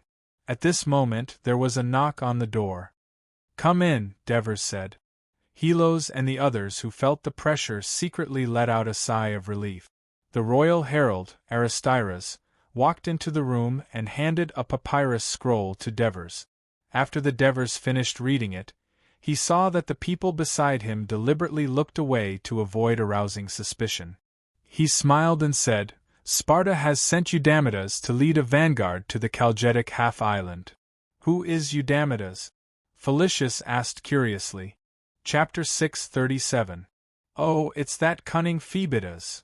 The military ministers were most familiar with the Sparta people, other than Cleops, who had come to Thurii many times for negotiations. Phoebidas was probably the only other person who was familiar with Sparta. However, in the hearts of the people of Dionia, his image could be said to be infamous. Not only did he participate in and command Syracuse's invasion of Dionia during the war in southern Italy, but he also plotted the massacre of Dionysius's family. Although the people of Dionia hated Dionysius, Phoebidas's betrayal and deceit made them feel very disdainful. Your Majesty, what is Phoebidas doing? Tormod asked curiously. He has just been appointed by the Sparta Elder Council as the commander of the expedition against the Chalcidic alliance, the Devers said. At this moment, Phoebidas, who was constantly mentioned by the military ministers of Dionia, was leading a large group of people through the Isthmus of Corinth. His mission was to lead the main force of Sparta to the Chalcidic half-island, help Macedon regain its lost land, defeat Olympus, and break up the Chalcidic alliance. This was an extremely important mission. Originally, Phoebidas was not supposed to be assigned to it. Although the Elder Council had given the order to trap and kill Dionysius, some of the Sparta elders were still disgusted with Phoebidas, who had carried out the assassination mission, and objected to letting him lead the army. It was only because of Agesilaus' insistence that Phoebidas was appointed to lead the army. The army was about to enter the Boeotia region. At this time, Phoebidas repeatedly reminded the team officers of all levels to be vigilant and to march cautiously. After the end of the Corinth War, the Thebes were the last city-state to accept the king's peace treaty. After being forced to break up the Boeotia alliance that the Thebes had been working hard for, the Thebes must have been very dissatisfied with Sparta's attitude. Although the Thebes had not done anything provocative to Sparta in the past few years, Phoebidas did not dare to let his guard down, lest he betrayed Agesilaus' trust. After the Sparta army passed through the ruins of Praetia, they were approaching the territory of Thebes. Seeing that it was getting late, Phoebidas ordered the troops to set up camp on the spot. Just as the soldiers began to get busy, a secretive person came from the territory of Thebes and insisted on meeting Phoebidas. When the guards led him into the tent, he bowed respectfully to Phoebidas and said, "Dear General Phoebidas, I am Leontiada's trusted slave." Of course, Phoebidas knew who Leontiades was. The Thebes hated Sparta, but not all of them. Just like the citizens of Athens and Corinth had pro-Sparta factions, so did the Thebes. It was because of their promotion in the country that the Thebes finally accepted the king's peace treaty. And because Sparta had grown in power in recent years, the Thebes had no choice but to put the pro-Sparta faction, which had been suppressed, in order not to provoke it, to show that the Thebes were friendly to Sparta. Leontiades was the leader of the pro-Sparta faction, and he was also one of the military archons of the Thebes this year. The Thebes also had a dual archon system. After confirming the silver mask of Persia that Agesilaus had given to Leontiades half a year ago, Phoebidas's serious expression softened. He asked, "What did Leontiades send you to tell me?" The slave did not speak, only glancing back and forth between the guards on both sides. Phoebidas understood, but said loudly, "They are the brave warriors of Sparta, my good comrades. There is nothing to keep secret."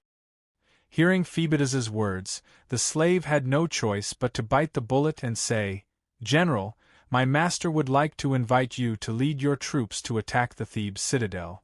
It turned out that although Leontiades was elected as archon, the majority of the council and the citizens' assembly were anti-Sparta factions, and his power was greatly restricted. In fact, he had become a mere decoration. The proud and arrogant Leontiades felt humiliated, and secretly made up his mind to change this awkward political situation. At this time, he saw a large army of Sparta approaching. 2 days later, it happened to be Mother's Day of the Thebes, which was the celebration day of Demeter. The citadel would be undefended, and the women would celebrate the festival. On the day of Mother's Day of the Thebes, the women of the city who had been busy with household chores could celebrate it in the citadel's temple. Because they were required to stay at home all year round, on this day, they would be free to do some unrestrained things, so the men of the city had to avoid it. This custom was similar to Bacchanalia. Therefore, he made a risky decision: to unite with the Sparta people, attack the citadel of Thebes, arrest the anti-Sparta faction, and completely control the power of Thebes. After listening to the detailed description of the slave, Phoebidas was surprised and also tempted. While he was deep in thought, the adjutant of Sparta next to him could not help but say, "Phoebidas, the mission given to us by the Council of Elders is to go to Chalcidic and attack Olympus, not to attack the Thebes without the permission of the Council of Elders and start a new war." When the slave heard this, He looked at the leader of the Sparta army anxiously.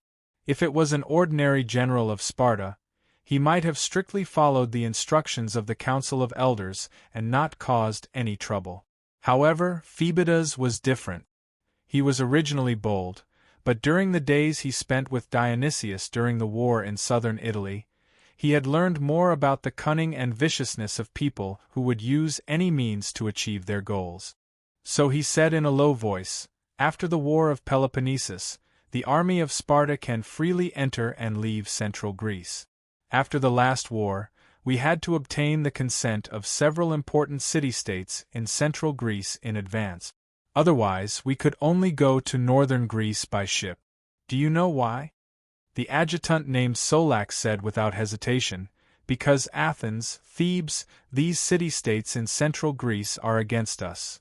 So you see, Sparta is blocked by Athens and Thebes in the peninsula of Peloponnesus. They can't move freely. We need to make the Thebes an ally of Sparta again. This is far more important than attacking Calgatica, which is thousands of miles away. Now we are close to the territory of the Thebes, and the Thebes are about to hold a celebration. Obviously, they think that we will lead the army to northern Greece, so they have completely let down their guard. If we miss this great opportunity, we will regret it," Phoebidas said in a low voice, clenching his fists, his eyes shining with greed. Thebes was located on the plains south of Lake Jericho. Its city was right on the main road leading to western central Greece and northern Greece. Both the east and west sides were mountains that stretched 300 to 400 meters above sea level. Although it was not too difficult to travel, it was far more convenient to pass through Thebes. Thebes relied on the fertility of the plains south of Lake Jericho to prosper in trade, making it one of the largest states in Greece. Thebes's Acropolis was built on a cobbled-shaped highland called Cadmea. It was considered one of the best city of David among the city-states in central Greece. However, due to the limitations of the terrain, the city of Thebes was a rectangular shape, long from north to south and narrow from east to west. The Acropolis was almost next to the eastern city wall near the mountains. On the day of Mother Earth Day, Phoebidas first led a part of his troops to quietly lurk in the mountains east of Thebes. When Leontiades used his authority as an archon to transfer the guards at the east gate, Phoebidas led his troops in and quickly occupied the undefended Acropolis. The Council of Thebes, which was made up of nobles, was threatened and blocked by the refugees hired by Leontiades. They could not summon the citizens in time to resist. The pro-Sparta faction had already formed an armed force to attack the south gate of Thebes. They opened the gate and let in the remaining Sparta troops.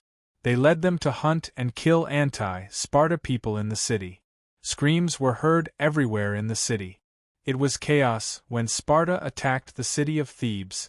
Pelopidas was attending a banquet hosted by Charon at his home. Charon was a famous wealthy merchant in Thebes city.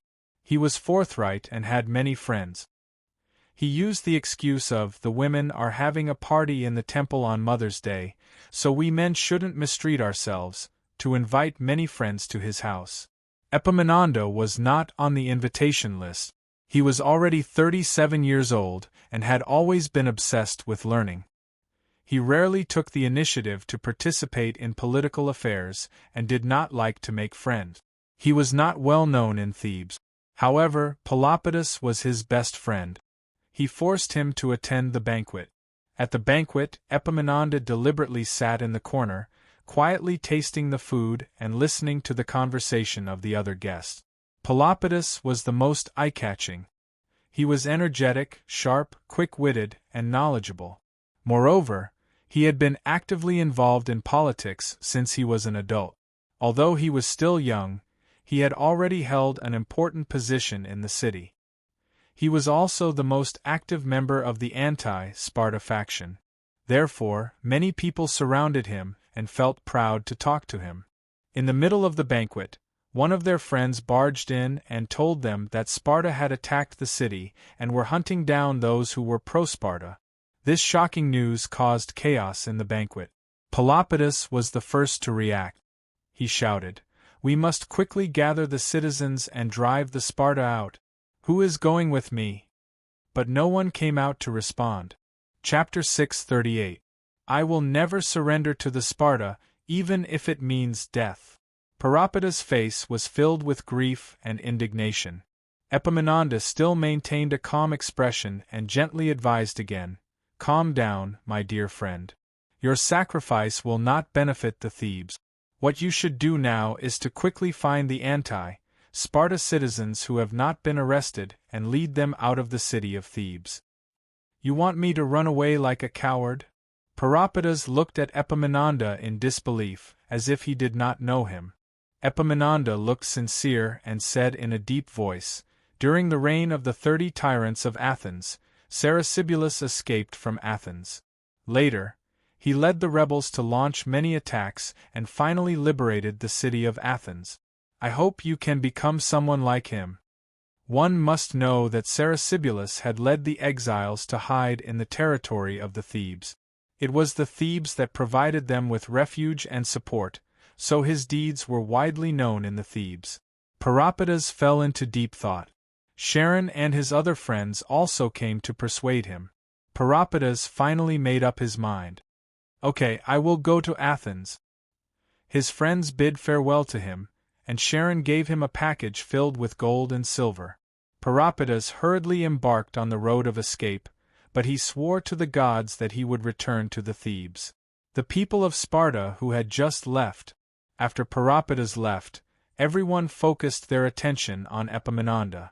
When the bad news came and everyone panicked, Epaminondas was able to remain calm and even persuaded the stubborn Parapetas to leave.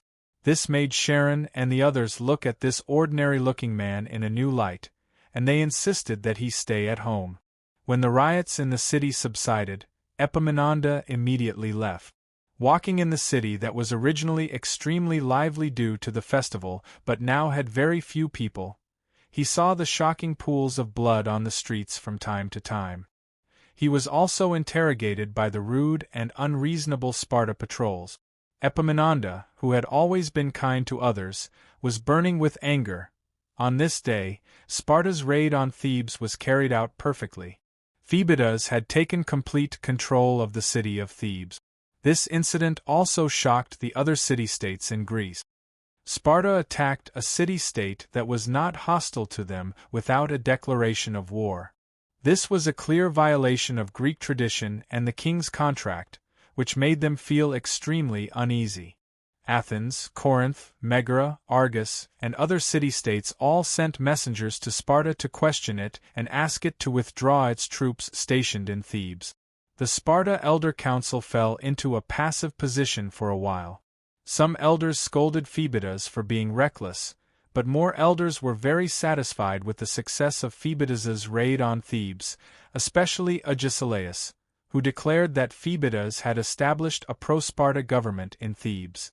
This was a great victory. Even during the Peloponnesus War and after victory, Lysander had not been able to make Thebes completely lean towards Sparta, but Phoebidas had done it. He was amazing. But in order to appease the other city-states and appease their anger, they still had to put on a show. Therefore, the Elder Council made a decision. Phoebidas had misbehaved, and he would be fined 100,000 drachmas. In fact, Phoebidas did not even have to pay the money. He would also be transferred back to Sparta to reflect on his actions.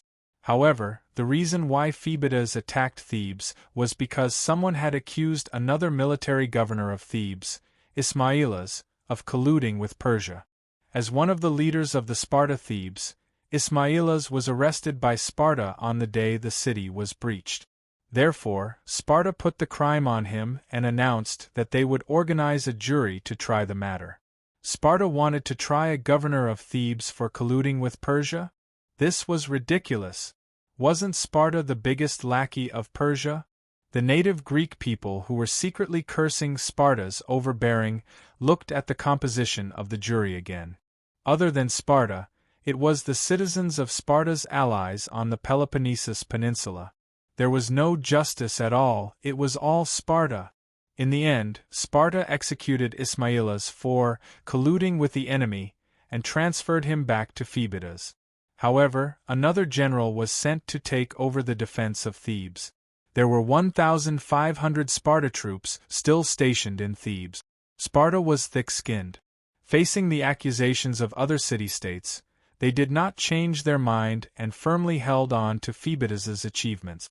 Athens, Corinth, Argos, and other city-states only protested in the face of this result.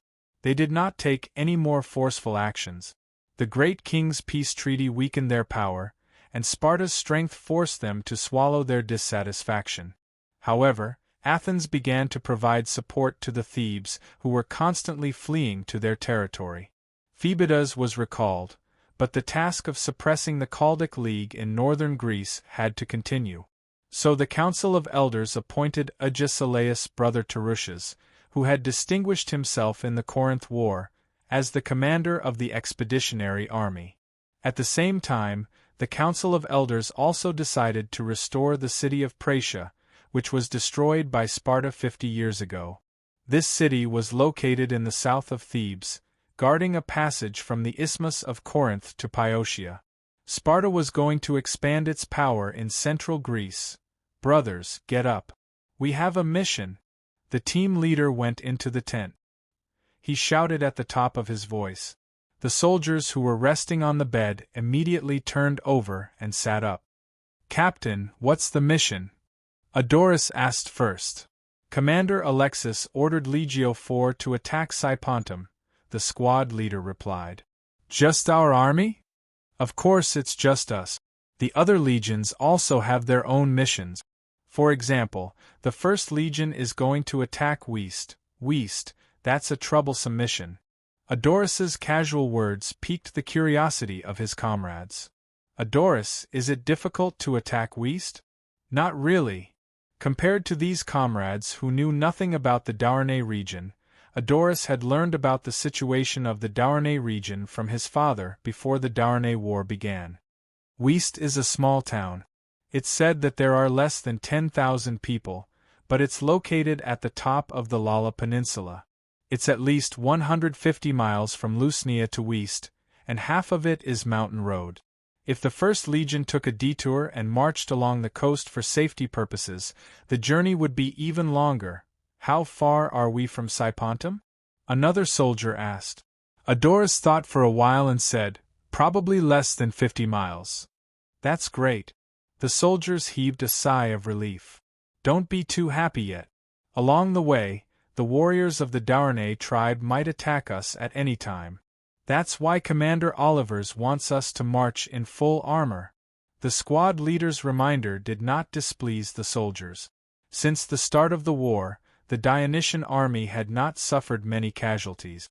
However, the new recruits who had experienced many wars had lost their initial enthusiasm and longing. Instead, they felt the cruelty and mercilessness of war, including Adoris. Quickly put on your armor and weapons and gather outside. If you're late, you'll have a taste of Commander Olivers's power. Although the Daionia army had conquered Lusnia, the central city of the Daurne tribe, Alexis only allowed the 1st Legion to enter the city to maintain order. The rest of the legions were still stationed in the original barracks outside the city. After all, the Daurne people would soon become the citizens of Daionia. If too many soldiers entered the city, it would be difficult to manage. It would inevitably cause conflicts and dispute. If the Daurne people were to become extremely disgusted with the people of Daionia, it would be difficult to manage in the future. The king of Devers would not praise Alexis for conquering the Daurne tribe. Instead, he would blame Alexis for his mistake. After the Legio 4 assembled in the barracks, they left the barracks and headed east. Not long after, they saw the broken walls of Lusnia standing not far away from the north. It quietly told the tragic story of the siege the day before. Adoris could still clearly remember. That morning, the army surrounded Lusnia city. There were also a few thousand cavalrymen patrolling the perimeter and the 10th Legion as reserve troops to scout and defend against the arrival of the Daurne reinforcements. The Legio 4 that he was in was responsible for attacking the west side. They were equipped with 20 ballistae and 4 large siege towers. Legion Commander Olivers gave the order. The ballistae were fired, the siege towers moved forward, the soldiers carried ladders, shouted Hades' name, and rushed to the city wall. The scene was grand and intense, and it made Adoris even more excited than the battle at the Orfanto River. This time, his battalion was the second echelon of the siege. They did not enter the battle immediately, so they stood at the back and could see the entire battlefield more clearly. He did not know if it was because of him that Olivers let his brigade serve as a reserve, but he had never stopped worrying about the stalemate of the siege and the fact that other soldiers would fall from the top of the wall from time to time. However, when a company attacked the top of the city wall, Legion Commander Olivers ordered the reserve troops to enter the battle. Adoris and his comrades rushed to the top of the city wall through the wooden ladders of the siege towers with high morale and high speed. They attacked the panicking defenders. The Derny's resistance did not last long. When they were sent by the Legion commander to clean up the battlefield, they saw their injured comrades groaning and many of their brothers who had died in the battle. Adoris, who was in high spirits, felt as if a can of cold water had been poured on him. He loved to fight, but at that moment, he experienced the cruelty of war. Chapter 639. Adoris thought for a moment and said regretfully, based on the usual practice, it should be the quarterfinals or semifinals now. I don't think it's worth it. The soldier in front of Adoris turned around and interrupted, "Stop dreaming. Even if this war ends soon, it's impossible for us to return immediately. We'll definitely be stationed in the various Downey towns to ensure the safety of the kingdom's officials. Didn't we do the same in Masapi and Puchetti before? I heard that the Downey people aren't as fierce as the Masapi and Puchetti people. They shouldn't be as violent as the Masapi people. Maybe we don't have to stay here for so long," another soldier guessed. "That's your childish thinking. Devers, His Majesty and the Senate won't think that way. Am I right, Adoris?" The soldier in front looked at Adoris. Adoris shrugged. "I'm not sure about that. But I hope everyone can return home safely and enjoy the rewards from the kingdom. With our contributions in this war, do you think we can get 1 or 2 acres of land here? The land here is fertile, not any worse than the Sabari Plains." "How would I know? You should ask the statistics officer in the supply camp." The soldiers forgot about the hardships of marching as they talked and laughed. After 3 hours, they reached the lower reaches of the Savaro River. West Pentum City was on the north bank of the Savaro River. It was the confluence of several rivers, forming a sizable lake. In Alexis's opinion, West Pentum had a good port. If they took it, it would be convenient for the entire army to transport their supplies. At this time, a messenger galloped from the front and shouted, "Enemy spotted on the other side, prepare for battle." The soldiers immediately became excited. After all, fighting the enemy outside the city was much easier than attacking the city. This was a victory that could be easily obtained. Soon, the captain's order came. The column formation became horizontal. Under the command of the officers, Adoris and the others faced the Candelaro River and formed a small phalanx. At this time, a loud sigh came from the front. "What happened?" "Sigh. I heard that the people of West Pentum want to surrender the city." "Ah." The soldiers sighed in despair. The team officers warned them not to let down their guard and to be wary of the enemy's trick. However, the people of Saipentum surrendered without hesitation. The crushing defeat at the Orfanto River, the capture of Lusnia within a day, and the military power displayed by the Kingdom of Dionia had completely shocked the Doni tribes. Not only Saipentum, but Wester, Asculum, and other towns had also surrendered. The Doni War had finally come to an end. At the beginning of November, the weather in Turiai began to turn cold. The fanatical atmosphere that had been stirred up by the rugby finals in early October had just subsided, and the triumphant tournament that was to be held soon would once again bring the whole city into a festive atmosphere. Meanwhile, in the barracks west of the city of Turin, The soldiers of the 1st, 4th, 5th, 9th and 10th legions were excitedly looking forward to their triumphant return. In the commander's tent, Alexis was meeting with the people from the Ministry of Military Affairs. "You're saying we have to wait here for another 2 days? Our brothers have been on the battlefield for more than 2 months, and we're eager to go home. But you're making us wait here for 5 days." Alexis complained unhappily. "This isn't my idea. This is the idea of His Majesty and the Senate. I'm only responsible for conveying it," Tormid said seriously.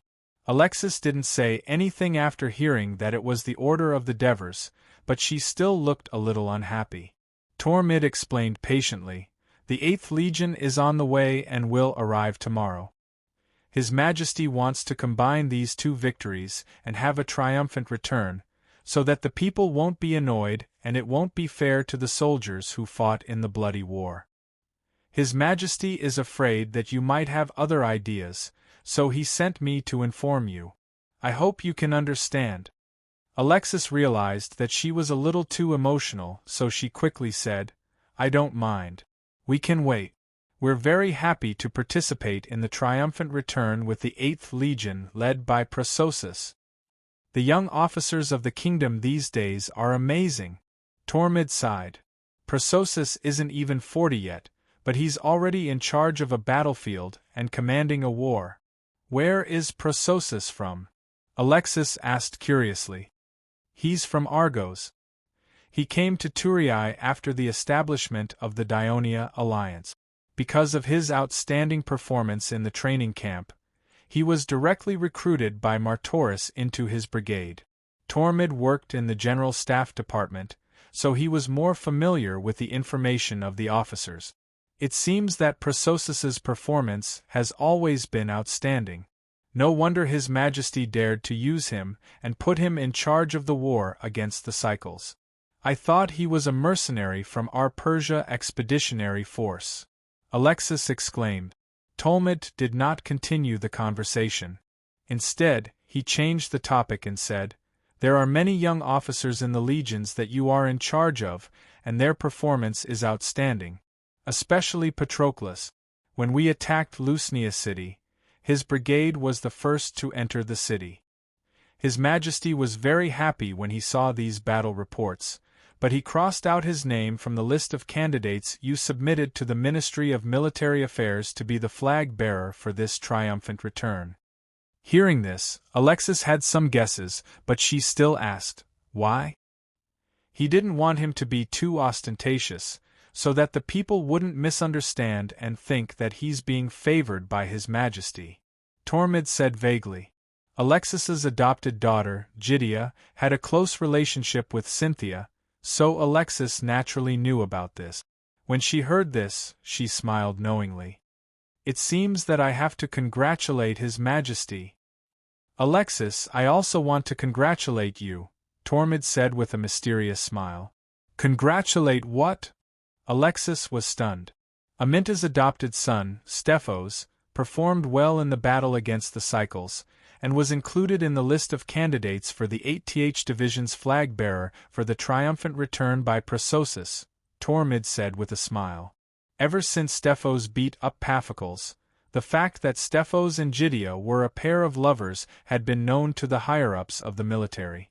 If it wasn't for the fact that Amintas had transferred his adopted son to Sicily to avoid trouble, the two might have already gotten married. "Isn't Stephos an adjutant under Prososus? How did he do it?" Alexis asked in surprise. "You still don't know, but Prososus made him a captain," Tormid replied. Alexis didn't expect that the young legion commander, who seemed to have no dealings with anyone, would make such a move. Whether it was intentional or not, he had to accept this favor. "Also, let me tell you a secret." Tormid pretended to be mysterious as he moved closer to Alexis. "His Majesty has informed the Ministry of Military Affairs to prepare to transfer Stephos back to Turin." "Is that so?" Alexis was pleasantly surprised. "Of course, His Majesty is more concerned about Gydia's marriage than you, her father. Tell me, when are you inviting us to the wedding?" Tormod said half jokingly and half seriously. Alexis thought for a moment and said, I'll have to discuss this with Amintas, but it will definitely be after Cynthia's wedding. On the 5th of November, the main road from the northern part of Turin to Victory Square was sprinkled with fresh water, flowers, and colorful flags.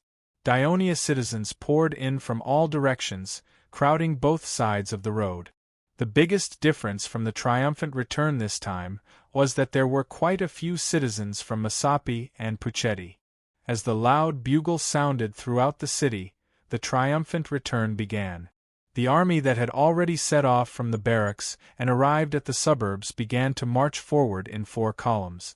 At the forefront was the flag-bearer of the Kingdom of Dionia.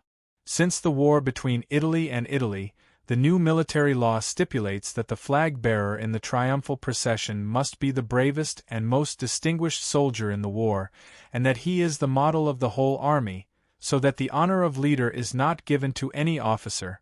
Squad leaders are not considered officers. Behind him were the flag-bearers of the legions.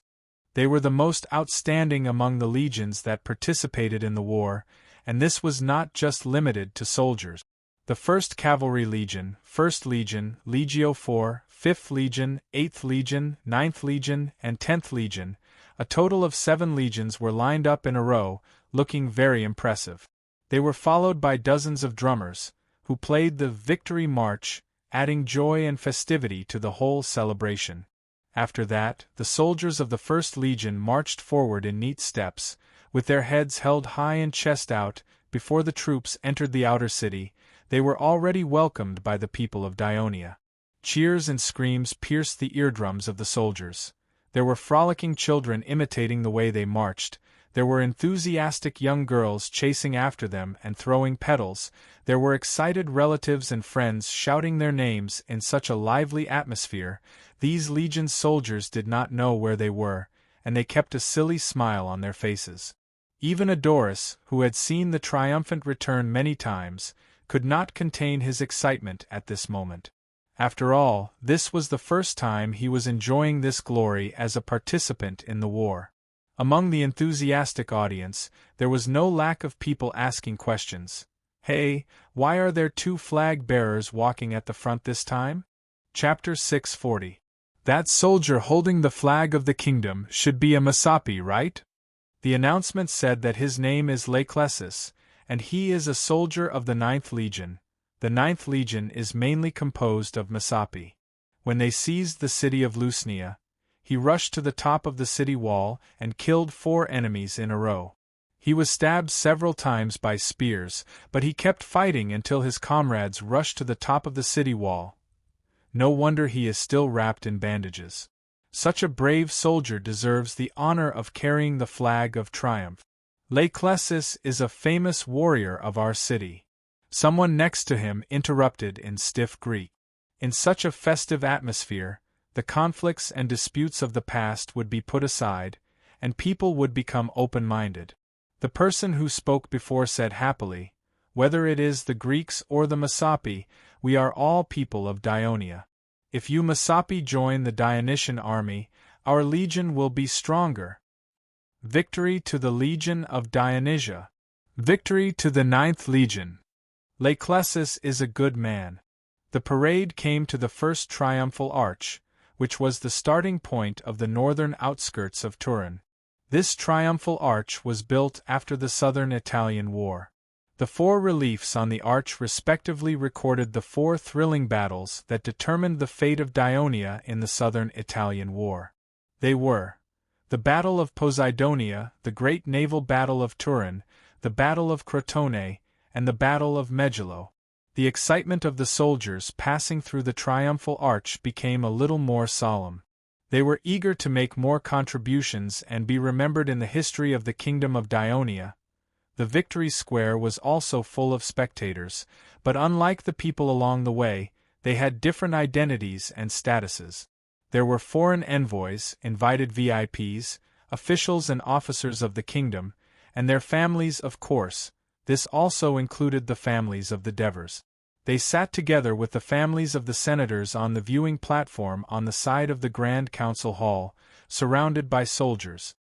Jidea, you don't have to stretch your neck so long. It's still early for the parade to reach here. Things are different now.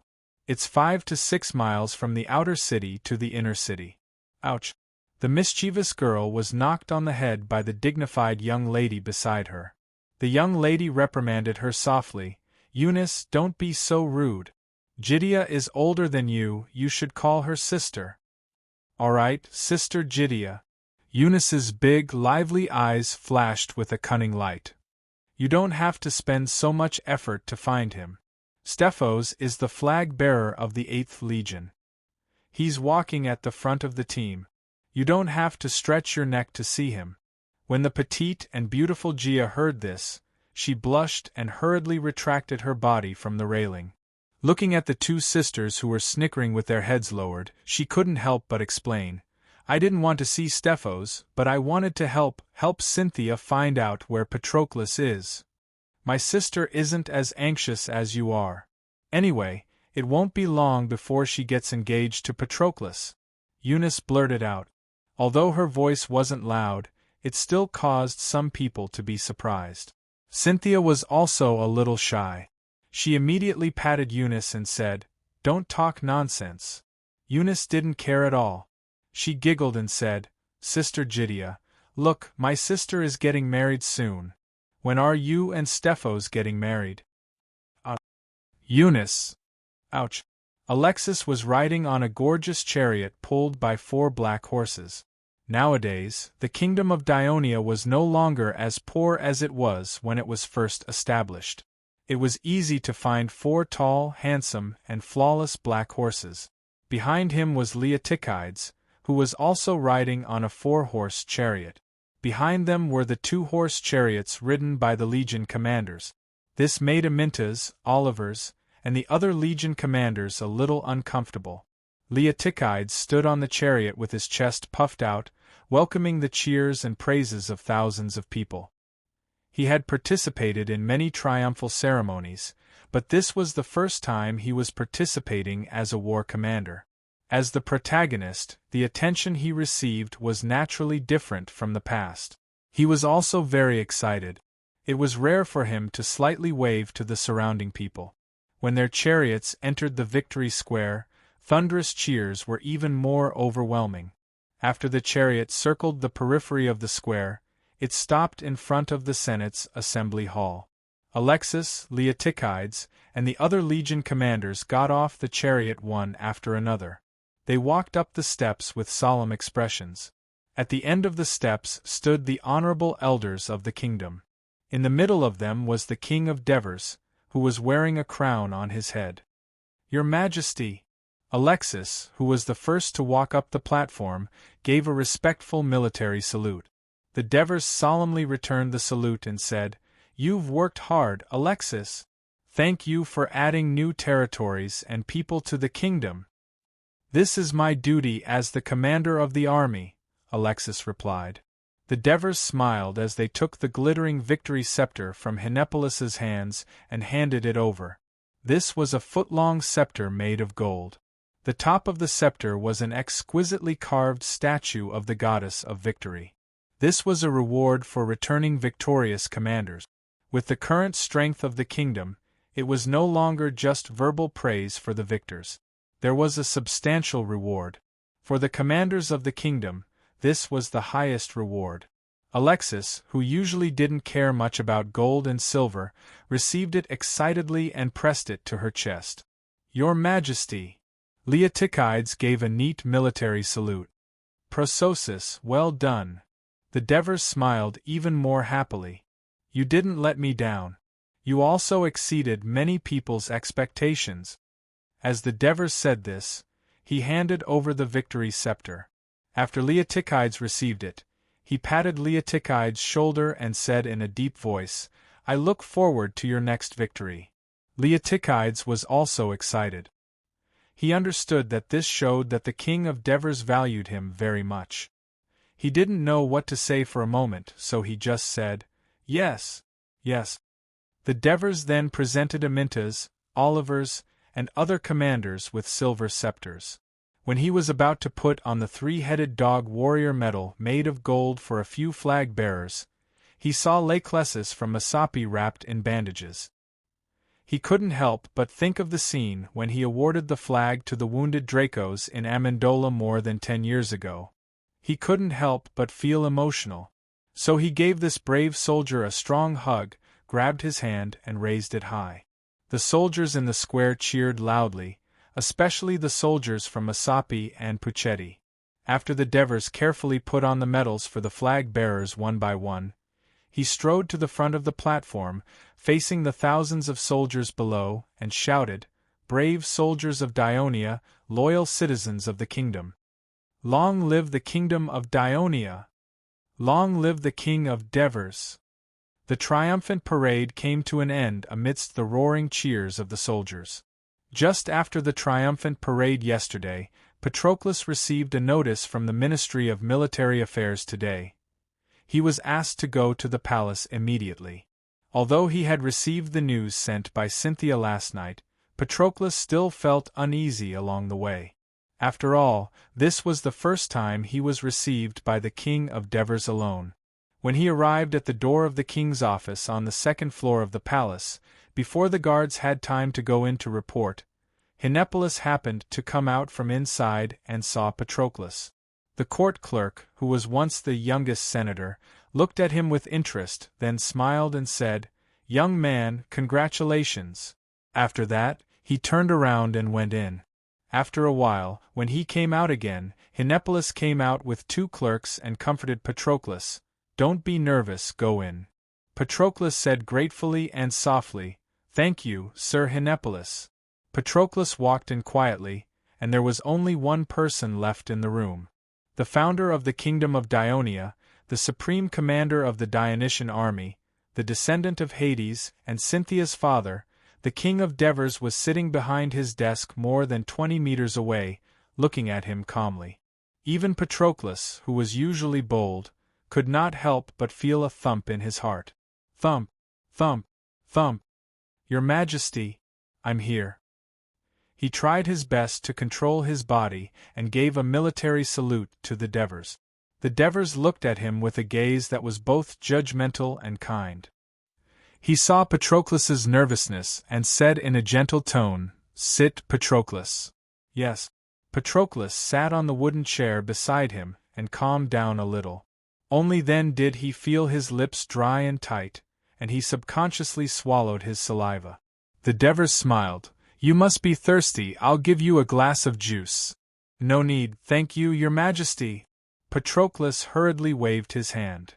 "Before the victorious return, I reviewed the list of candidates that Alexis sent to be the flag-bearer of the victorious return army, and I purposely deleted your name," the Devers said slowly. "You must have complained, right?" "No, Your Majesty," Patroclus said without hesitation. "Do you know why I did that?" the Devers asked further. "Because I wanted to avoid arousing suspicion," Patroclus answered softly with uncertainty. Chapter 641.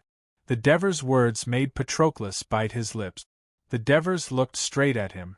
"Then becoming my son-in-law will only make your future more difficult. Are you still willing to marry Cynthia?" As soon as the Devers finished speaking, Patroclus blurted out, I am willing to marry Cynthia. I will also make more contributions to prove my ability and change the prejudices of others." Divers looked at the confident and high-spirited young man in front of him with admiration in his eyes. "Tomorrow night, I'll be holding a private banquet at home. I've invited you and your parents to the banquet to discuss the engagement between you and Cynthia." The Downey people had been conquered. The next step was to govern this newly conquered land. In the Senate of Dionia, the governors of the towns in Downey were elected by the elders and approved by the Devers. Only the governor of Lusnia, which was the most controversial town, was not approved by the Devers. It was not until Antalis brought up a name that was almost forgotten by everyone, Antonios. He received the support of most of the former mercenary elders, Lucania elders, and Brudi elders. The smart elders realized that this was the intention of the Devers. Antonios, who had been staying at home claiming to be sick, received a letter of appointment signed by the Devers from the palace herald, Aristyras. During this period, he was used to seeing the mansion that was once lively and then deserted. He was also used to his father being imprisoned and his brother being executed, and his wife crying beside his ear every day, blaming him for not being able to help at all. Antonios had experienced so much in just a few months. He could not help but feel emotional as he looked at the letter of appointment in his hand. After all, the king of the Devers did not forget him. From this appointment it could be seen that the governor of Lusnia, as the central town of Downey, was only an elder who had made outstanding contributions and was highly valued by the Devers. "His Majesty asked me to convey a message," Aristyras said expressionlessly. "He hopes that you will learn from your past mistakes and govern Lusnia well. Let the Downey people integrate into Dionia as soon as possible." "I won't let you down, Your Majesty," Antonius said excitedly. He declined the invitation of Capus, Felicius, Amintas, and the other former mercenary elders who were planning to hold a celebration banquet for his return. In the early hours of the next day, he only brought 2 attendants and quietly went to Lusnia to take up his post. King of Sparta, Agesilaus' brother, Tarutius, led the Sparta army towards the north unhurriedly. It was not until the spring of the 2nd year, that is, the 11th year of the kingdom of Dionia, 382 BC, that they arrived at the Chalcidic peninsula. They were warmly welcomed and supported by King Amintas of Macedon, who provided a large number of cavalry. After winning 2 battles, Tarutius forced his way to the city of Orinthus. However, during the siege, they were ambushed by the reinforcements of the Chalcidic alliance, who supported Olympus. The Sparta army suffered a crushing defeat, and their commander, Terlicius, was killed. When the news reached Sparta, there was a great shock. Agesilaus felt even more heartache, and he even fell ill and was bedridden. After a discussion, the Council of Elders decided that they would never compromise with the Chalcidic alliance led by Olympus. They would continue to attack them until they were destroyed. Otherwise, they would not be able to restore Sparta's prestige in Greece. Therefore, Sparta began to mobilize the allies of Peloponnesus, preparing to gather a larger coalition army to fight in northern Greece. The commander of the army was another king of Sparta, Agesilaus. During this period, the fall of the Thebes had always made the people of Athens feel uneasy. Therefore, they did their best to help the exiles of the Thebes. They built many shelters in the mountains between Attica and Pyotia. However, although the people of Athens were wary of Sparta, they did not want to openly make it their enemy, especially now that Sparta was so powerful. Therefore, they only paid close attention to the movements of the people of Sparta. In the northwest suburbs of Athens, next to the sacred forest of the Academia by the Kephisos River, there was an academy called Academy.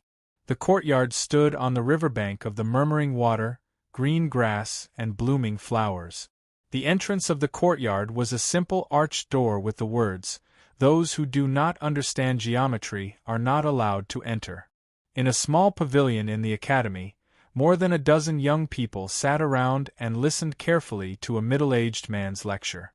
This middle-aged man had a broad forehead, deep eyes, and broad shoulders. Although he was not too tall, he was relatively burly, but he gave off a refined and quiet temperament. He was the famous scholar in all of Greece, Plato. Plato's family was prominent, so he received a good education from a young age. When he was young, he loved writing poetry and drama until one day, he met Socrates talking to someone else at a poetry competition. Plato was suddenly enlightened, and many questions that he had been thinking about but could not find an answer seemed to be solved in an instant.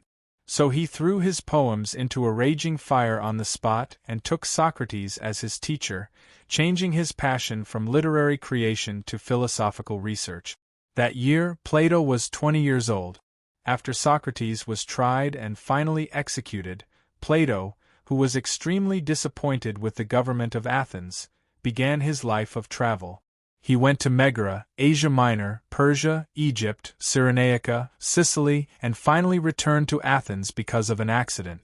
Because of his family, Plato was still very interested in politics, but after the loss of Thrasybulus, the politics of Athens were conservative, and the factions were busy with disputes, which disappointed him again. After a long period of observation of other Greek city-states and countries outside of Greece, in addition to increasing his experience and knowledge, he also felt that it was not easy to manage a city-state. Without specialized knowledge of governing a city-state, without a group of like-minded friends, not only would he achieve nothing, but he might also pay the price with his life. So after returning to Athens, with the support of his friends, Plato founded the Academy of Academy, trying to cultivate a group of people who understood philosophy, science, and governance through it. Through them, he could change the status quo of Athens and other Greek city-states, and indirectly realize his political ideals. It had been 5 years since the establishment of the Academy.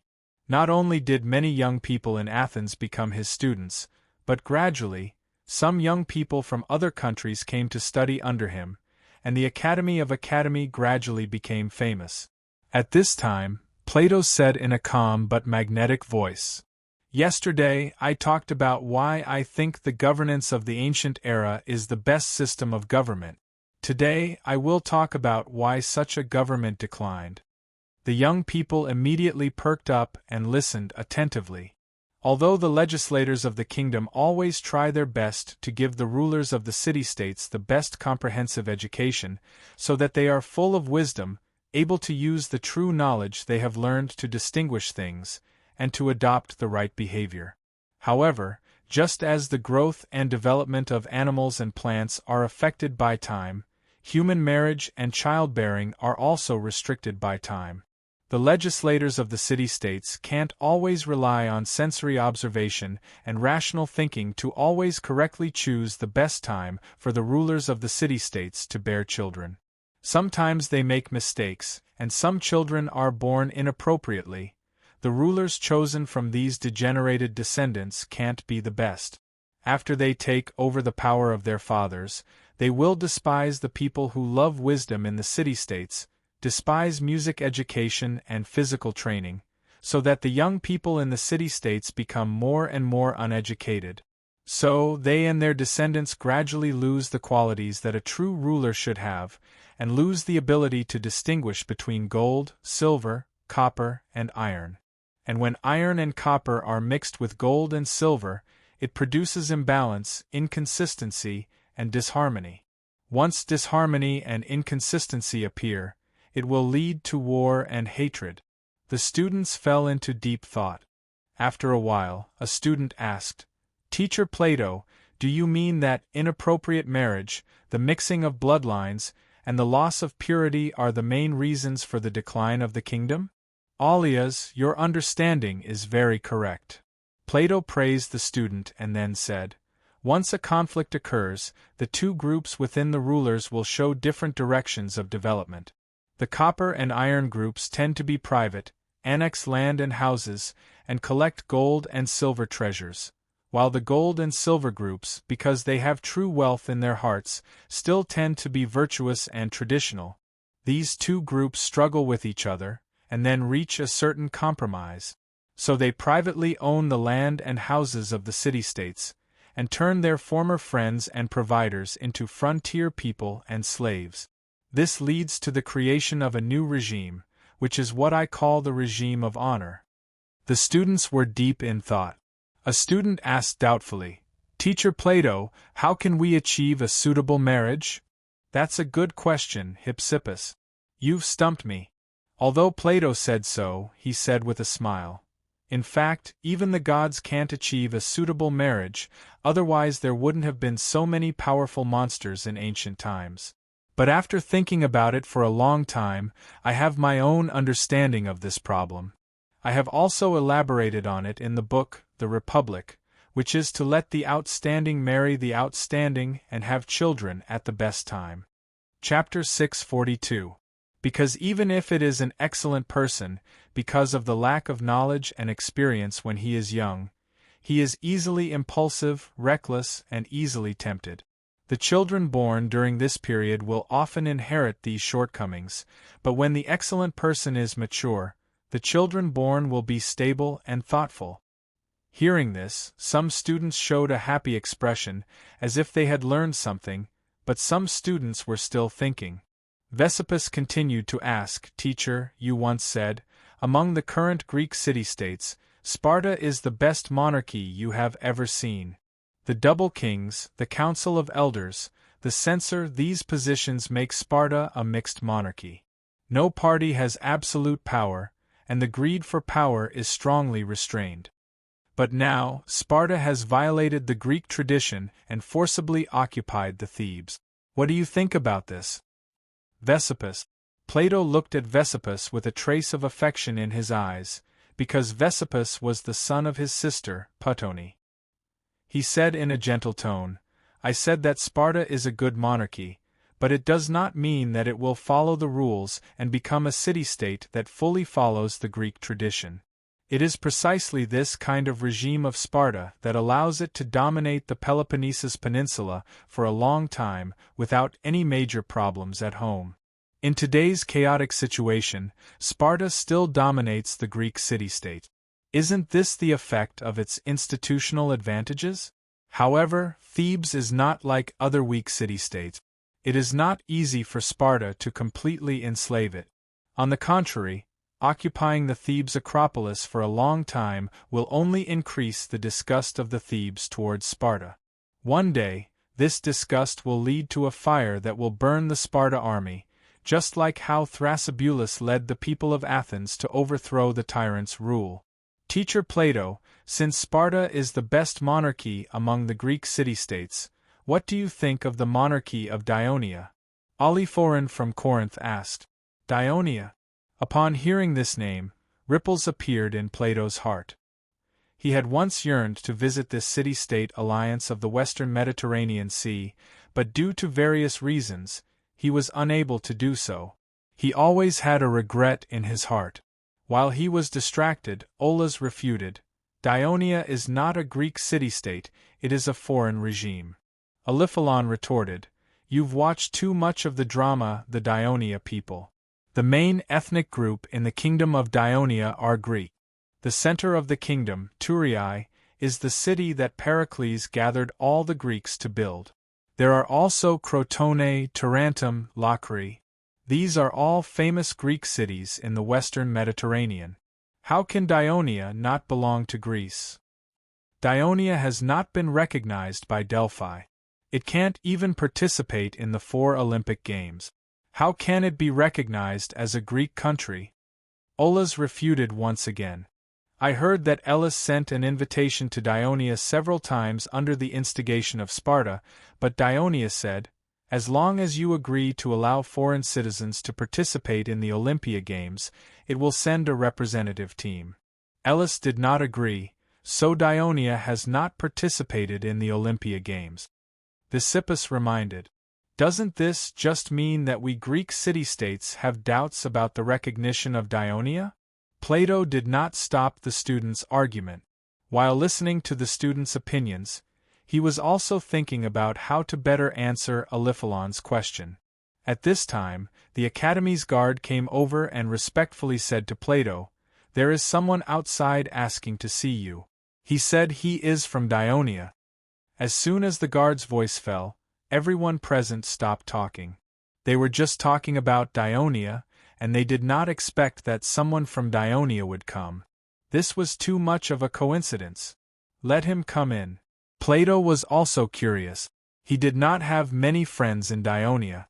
The only one he was familiar with was Lysias. It was said that he was doing well in Thurii. After a while, the guard led a young man towards them. Everyone's eyes were focused on him curiously. The young man did not feel uncomfortable at all.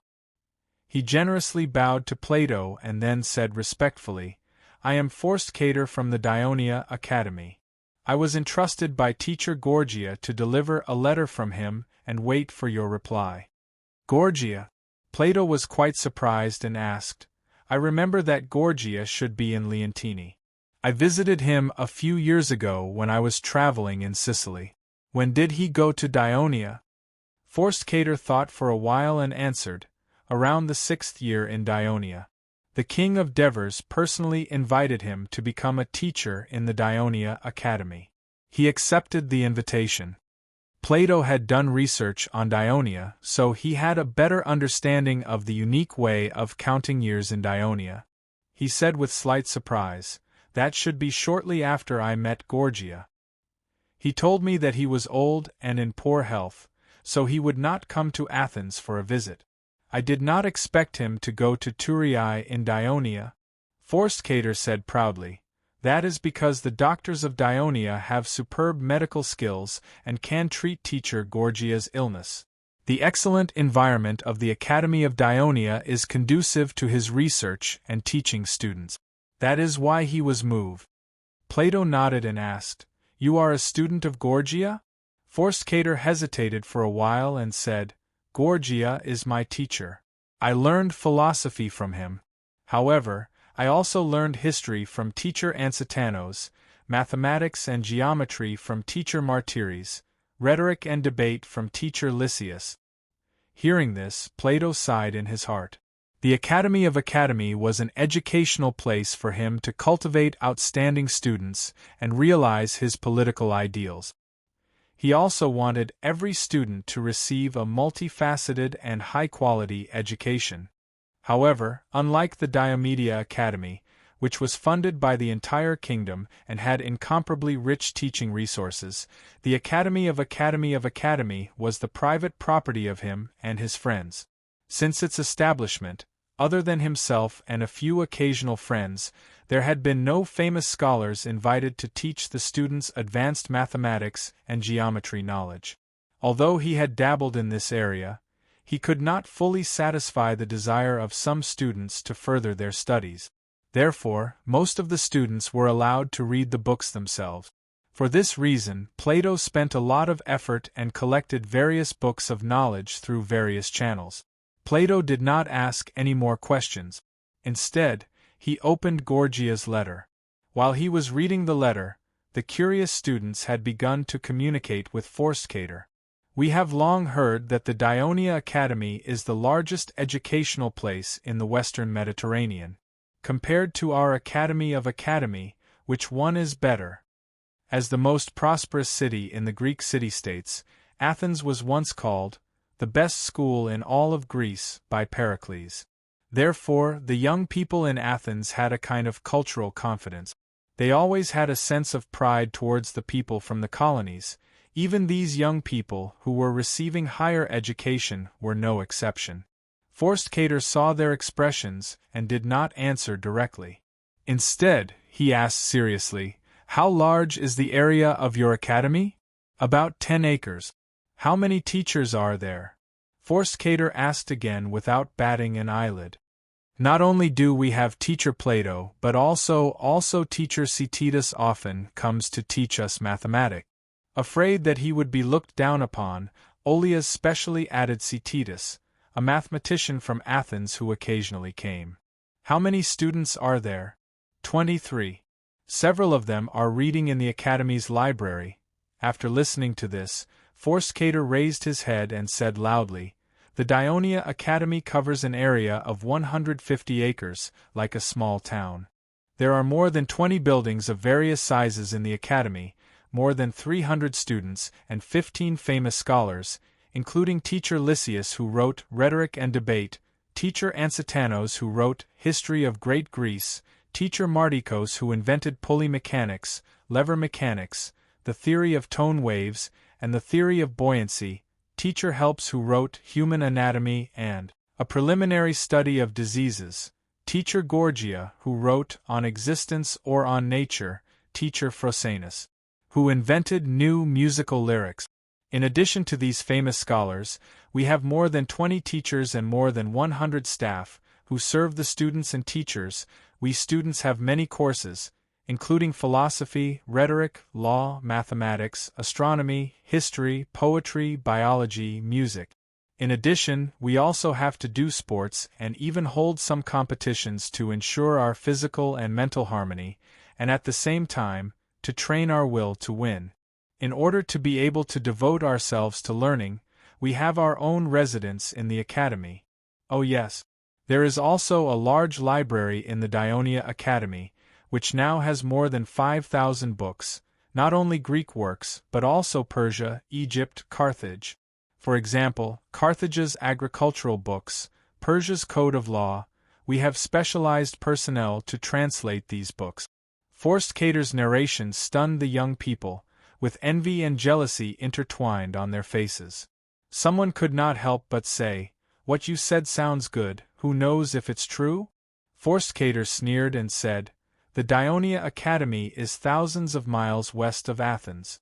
You can send someone to verify it at any time.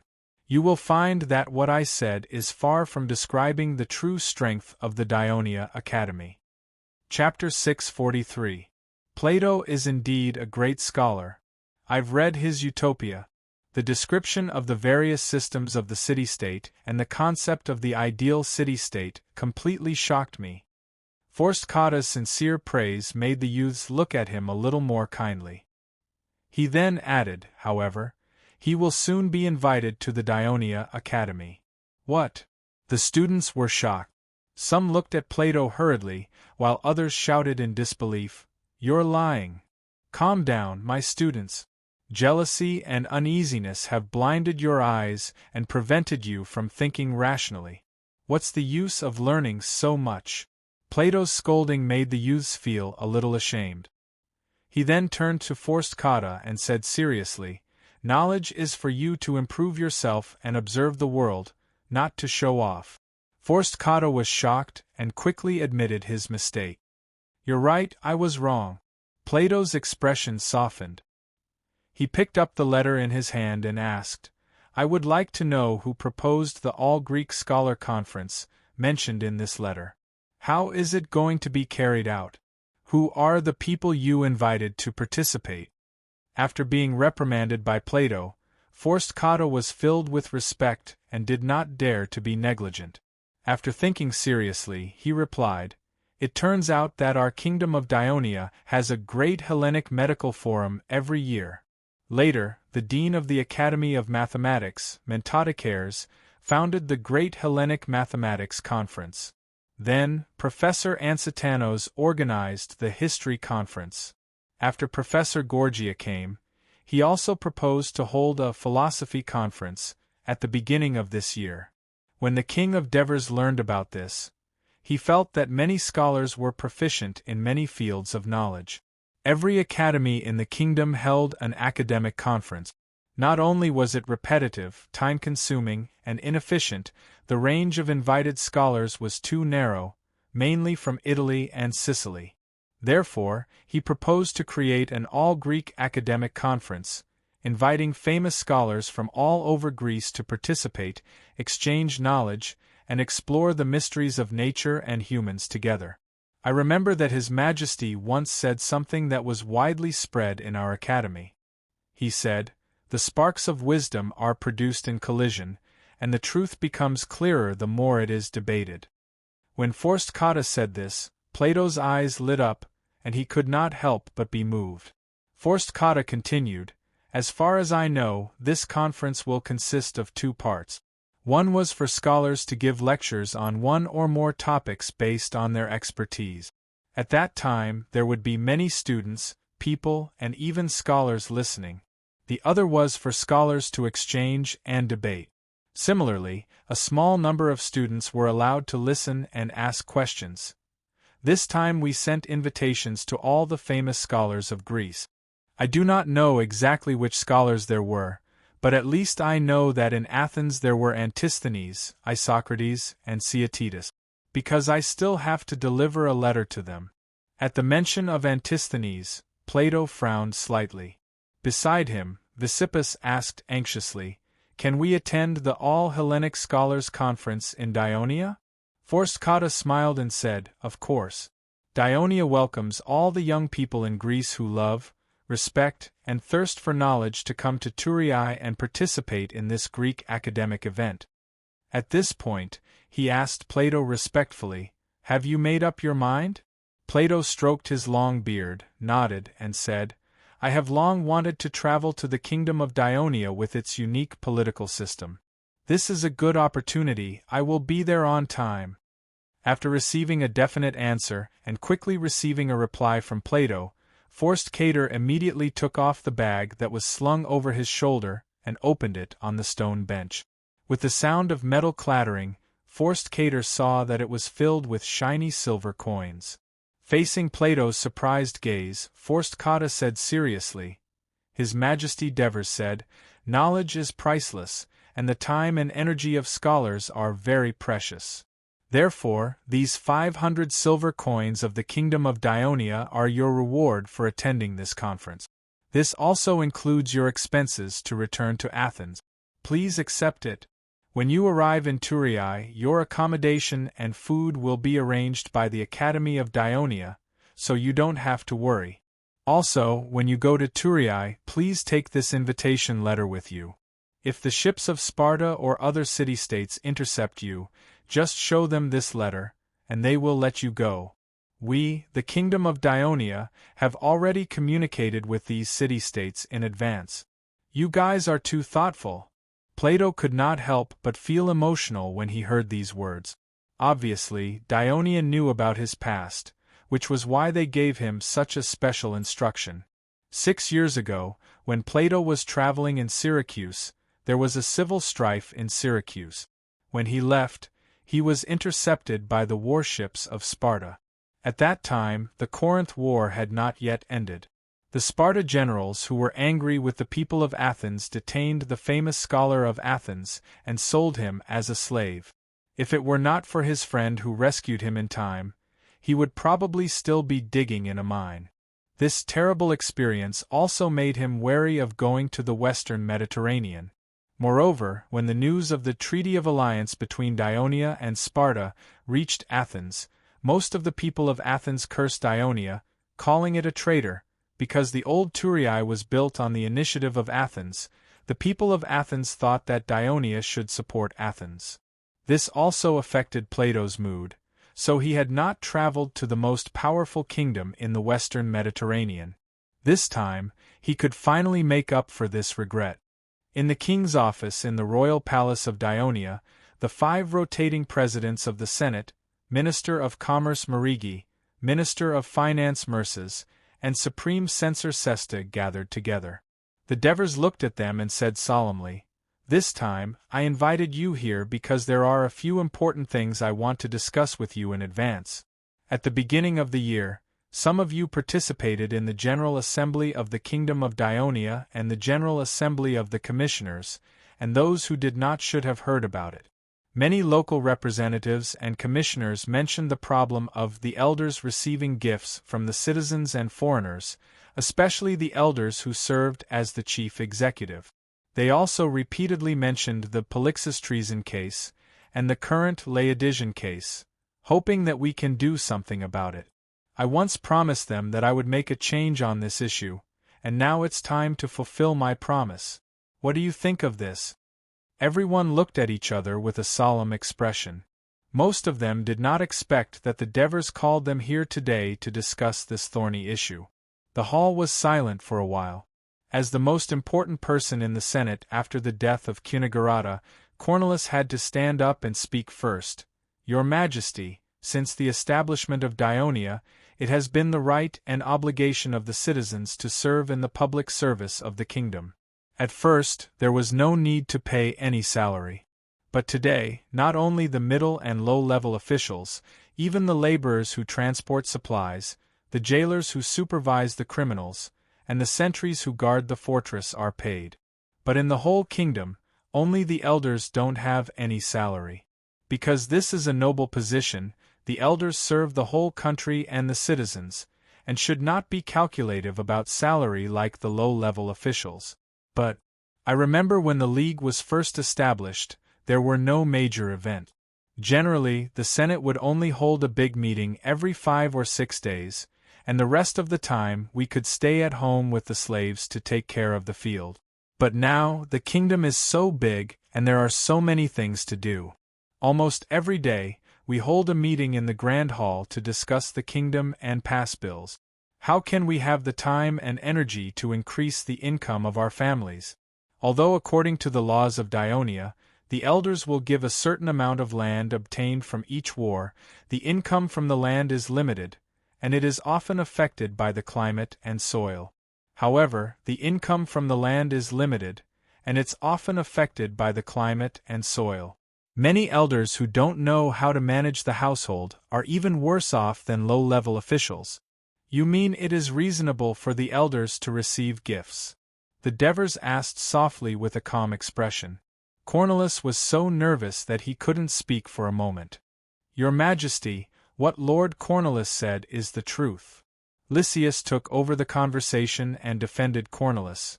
The position of a senator is noble, but senators are also human and have desires. They also hope to be able to eat good food, drink good wine, and wear gorgeous clothes. Although wealth cannot reflect a person's nobility, we can imagine that when a senator living in poverty receives a wealthy merchant who is dressed in gorgeous clothes and is accompanied by 4 or 5 servants, who is more likely to be a senator in the eyes of the people. That is why Laodicean was so popular among the elders in the beginning, because he was generous and often invited the elders to banquets. This is also why there are so many people fighting for the vacant position of the chief executive. After becoming the chief executive, they have more opportunities to accept gifts from the local people to increase their income, allowing them to live like the rich citizens of Dionia. Chapter 644. Lord Sesta, not all senators are as accustomed to a dull life as you are. The key is that they are only giving without getting anything in return. They will definitely feel unbalanced, and it will be difficult for them to resist the temptation, Sidorum said from the side. Then don't be a senator. It's best if you go into business. Sesta retorted. All right, I called you all here to discuss and solve the problem, not to quarrel, the Devers said softly, and the room immediately returned to silence. His gaze swept across everyone's faces and saw Mersa's nervous expression. He knew what he was worried about and smiled in his heart. His gaze stopped on Antares. Ever since he entered the king's office, Antares had been quiet. Of course, Wespo was also a very quiet person. As one of the rotating chairmen of the Lucanian Senate, apart from when it came to protecting the interests of the Lucanians, he rarely spoke a word in the Senate. In private, he was criticized by others as a puppet, believing that his abilities were far inferior to Himeng's. The only reason he was able to sit in this position was because of his son, Bagul. After Vespa heard this, he remained the same and did not change at all. As for Antares, as a senator who had just become the rotating president, he had been keeping a low profile for the past few months. However, the Devers did not want him to remain silent, so he directly asked, Antares, what do you think about this? Antares stared blankly for a moment, then immediately straightened his body. His calm temperament immediately changed, and he said in a clear voice with a dignified expression, Your Majesty, the senators are the most outstanding people in a country, and their status is also noble. This should be the pride of the senators, but now the people are looking at us senators as if we are criminals, full of suspicion. Who will be the second Polixus? Who will be the second Laodicean? We are gradually losing the trust of the people, and the foundation that gives the highest power to the kingdom's Senate is collapsing. This is a very frightening thing. Therefore, we must prohibit the senators from accepting any gifts and reclaim the people's trust in us, so that we can be worthy of that dignity. But, Lord Antares, Cornelius interrupted him. But before he could continue, Antares quickly interrupted, Esteemed Lord Cornelius, please hear me out. Cornelius suddenly looked a little embarrassed. But being the noblest senator doesn't mean being the poorest. When a poor man stands before a rich man, he does not speak with confidence, and the same is true for a senator who lives in poverty in front of a rich citizen. This not only lowers the prestige of our elders, but also causes the citizens to look down on us and have other ideas, which is not conducive to the governance of the people and the kingdom. While the kingdom gave the elders honor, it should also give them corresponding wealth. Because it was their hard work that created the prosperity of the kingdom today, the elders should enjoy the wealth they deserved. Therefore, I suggest that we give the elders a salary that is sufficiently high. Everyone was a little moved by Antares' impassioned speech. The Devers remained calm. Before they could speak, Mercies shouted, "No, no. There wasn't much money left in the treasury to pay the salaries of the other officials. There was no more money to be given to the elders. Don't be hasty, Mercies." The Devers pointed at him, then said to the crowd unhurriedly, "Well said, Antares. I think so too. Make a law to prohibit the elders from accepting gifts, and accept the supervision of the censor, local councilors, and civil protection officers. At the same time, start giving the elders salaries, and it should be enough so that the elders can live like real senators.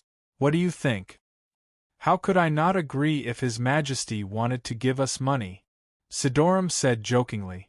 In fact, whether or not to pay or not to prohibit gifts did not affect him and Vespa much. Their other identity was the leader of the tribe. Although the young men in the tribe had basically become independent, they owned a large area of the tribe's land, many servants, and a large number of cattle and sheep. They did not lack money at all. Therefore, the Devers mainly consulted other people. Facing the Devers' proposal, Cornelius still had the same attitude. "Your Majesty, I agree with your proposal. But how much salary is appropriate? Where will the money come from?" "It seems that everyone has reached an agreement on the proposal to ban the elders from accepting gifts and implement a salary system," Divers said as he glanced at Lysias and Marigi. Both of them were nodding as well. "Next, let's talk about how much the salary should be." The Devers' gaze fell on the nervous Mercies. "Mercies, tell me, what is the salary of an official below the chief executive of a city?" "An official below the chief executive of a city?" Mercies regained his composure once they started talking about business. He thought carefully and said, "Deputy Chief Executive, Mid-Level Construction Officer, Mid-Level Censor, Mid-Level Agricultural Officer, Mid-Level Judge, and so on. These can be considered as officials of the same rank, but there is a difference in salary. For example, the agricultural officer and construction officer have to travel outside for a long period of time, so their salary is higher. The judge and censor have a relatively easier job, so their salary is lower. On average, it is about 40 silver drachma Hades." Mercies calculated with his fingers and finally spat out this figure. The silver Hades coins that he mentioned had been cast after the establishment of the kingdom. One side had the head of Hades, the king of Hades, and the other side had the head of the king of Devers. The citizens of Dionia also called this silver coin the Devers' silver coin. In addition, the kingdom also cast copper coins. The two sides had the image of Persephone and the Senate Hall, or Hercules and the Senate Hall. The exchange rate of copper coins to silver coins was set at 6:1. This was similar to the exchange rate of opal to silver coins.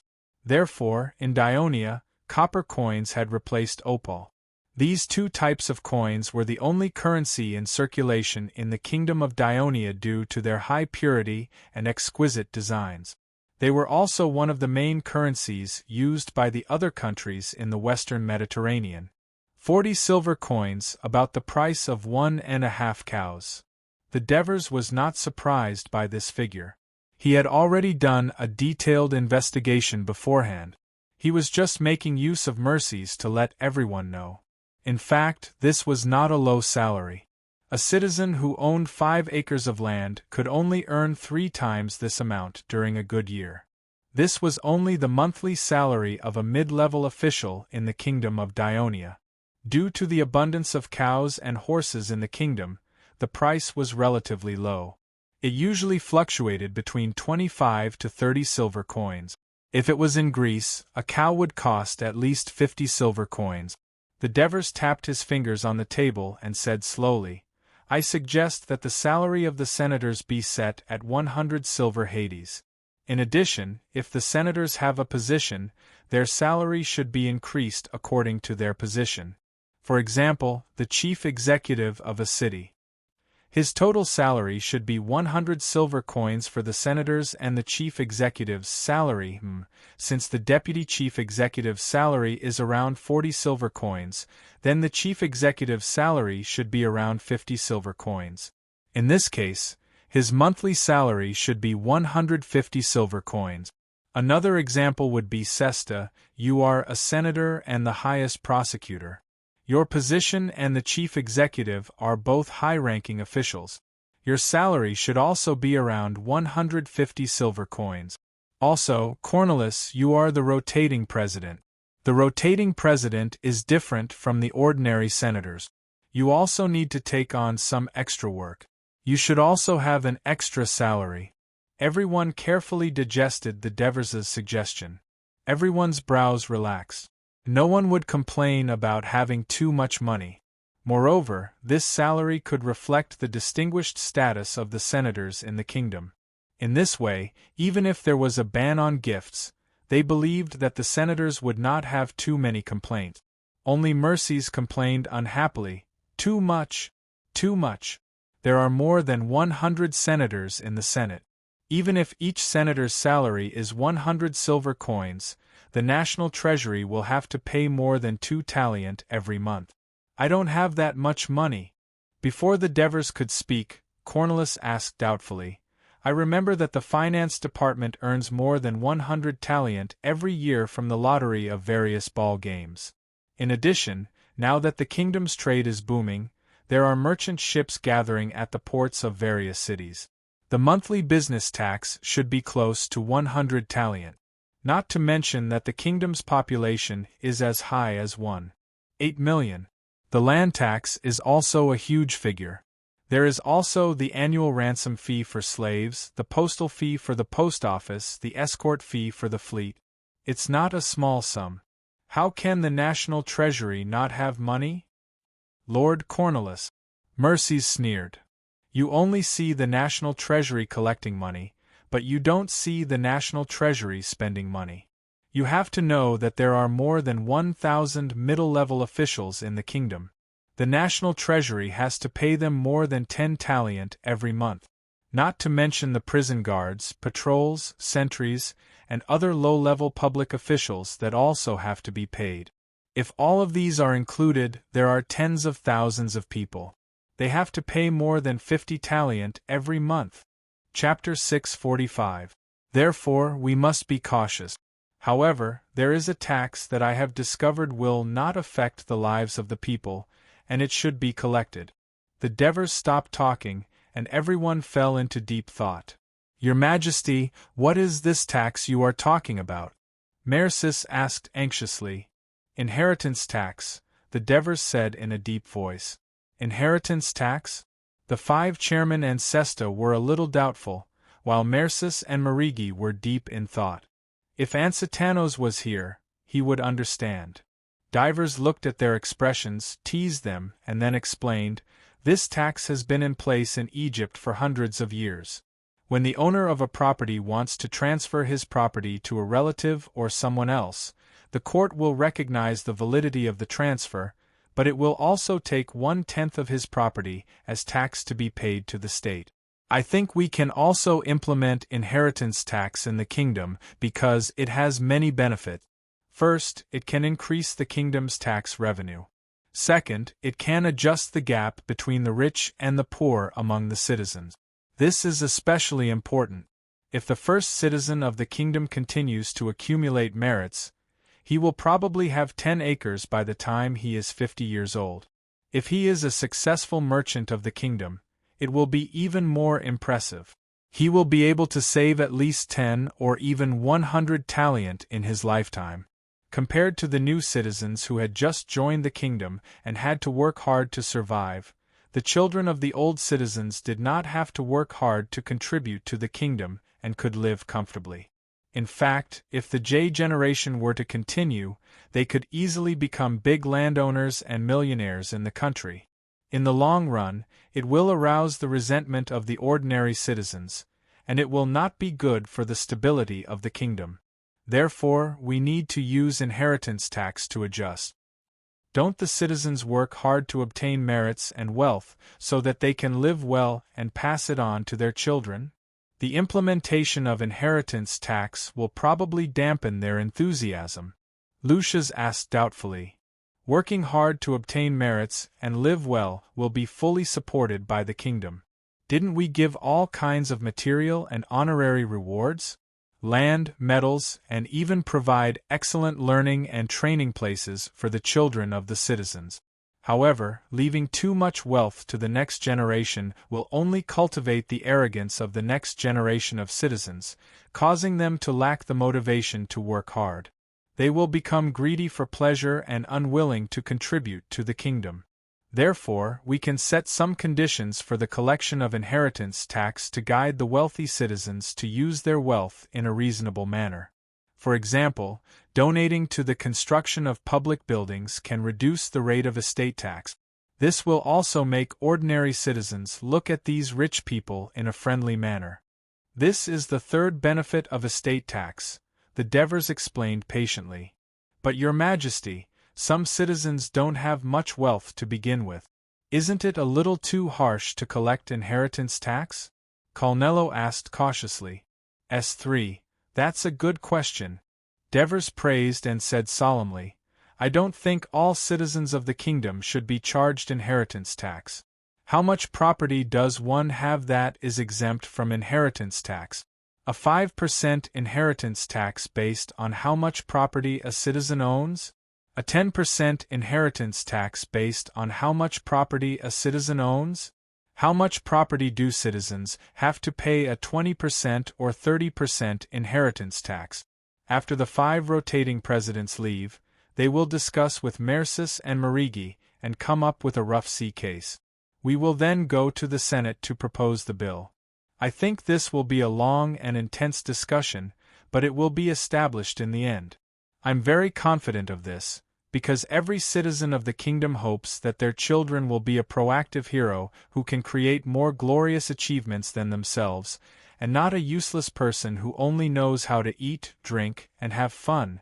We, the elders, hope that the kingdom will be a stable and harmonious society in the future, and not a terrible situation where the rich run amok and the commoners have no place to stand. Your Majesty, I think the elders will understand your painstaking efforts. The bill to collect inheritance tax will definitely be established.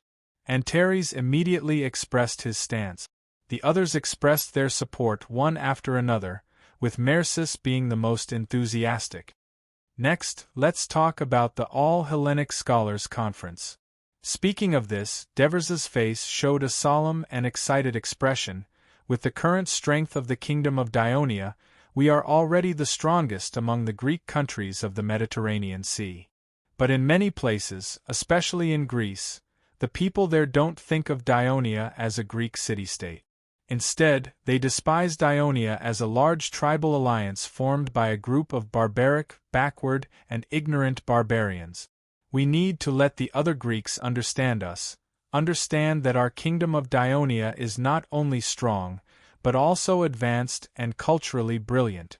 If Athens was the model for the Greek world 10 years ago, then Thurii in Dionia today is the center of Greek culture. Let the people of the Greek world understand us and get close to us. This is the real purpose of the All-Hellenic Scholars Conference. After listening to the impassioned words of the Devers, everyone was a little excited. Chapter 646. The Devers nodded and said, I'll send Ansitanos to assist you. This time, the participants in Thurii are all famous scholars in Greece. They have great influence in the Greek city-states. As a scholar, Ansitanos will know them better and have some common topics to talk about, so he won't neglect them. In addition, these scholars may have some requests. As long as it's not too much, we'll try our best to satisfy them. You need to pay attention to the fact that there may be a lot of people listening to their lectures after the conference begins. You have to send enough people to maintain order and prevent riot. You have to protect the safety of these scholars. Your Majesty, don't worry. I'll arrange it carefully, Lucius said solemnly. We've discussed for a long time. It's time for lunch. The Devers stretched and said with a relaxed expression and a smile, I have one last thing to say.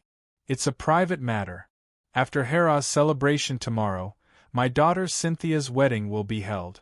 I'll hold a celebratory banquet in the palace tomorrow night. I invite all of you to attend. This year's Hera's wedding celebration was livelier than in previous years. More people came to watch because there was a special young couple among the newlyweds attending the celebration. They were the beloved Devers of Dionia, the daughter of the king, Cynthia, and the hero of the Dionia people and the youngest legion captain, Patroclus. Apart from the halo of their background, they were also quite liked by the people themselves. When Cynthia came of age, she became a capable helper of her mother, Christoia. She helped with business affairs and was well known to the Turii people. She was gentle, generous, virtuous, and hard-working.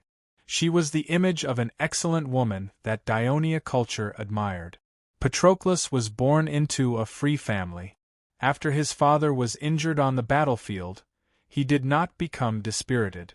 Instead, he actively devoted himself to public affairs.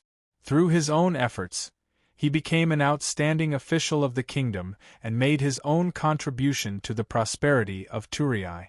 Patroclus himself became an excellent soldier and officer through his studies in Dionia and his experiences on the battlefield. Because of his outstanding achievements, he became the flag-bearer during the triumphal parade. Dionia was a country of immigrants, and the success of the Patroclus family was a role model for countless families born in the kingdom. Therefore, though the festivities were over, the people were still in high spirits, for they knew that in the evening the traditional wedding of the two young men was to take place, and that they might even see the king and his wife. At this moment, Cynthia had already separated from Patroclus. She followed her mother, Agnes, to the Hades fountain, formerly known as the Turi fountain, at the side of the Victory Square. After bowing to the statues of the Hades couple and the Devers in the middle of the fountain, she fetched several jars of clear spring water and returned home. At this time, the mansion of the Devers was already decorated with red ribbons. Everyone was dressed up, including the servants. They were all meticulously preparing for the upcoming wedding.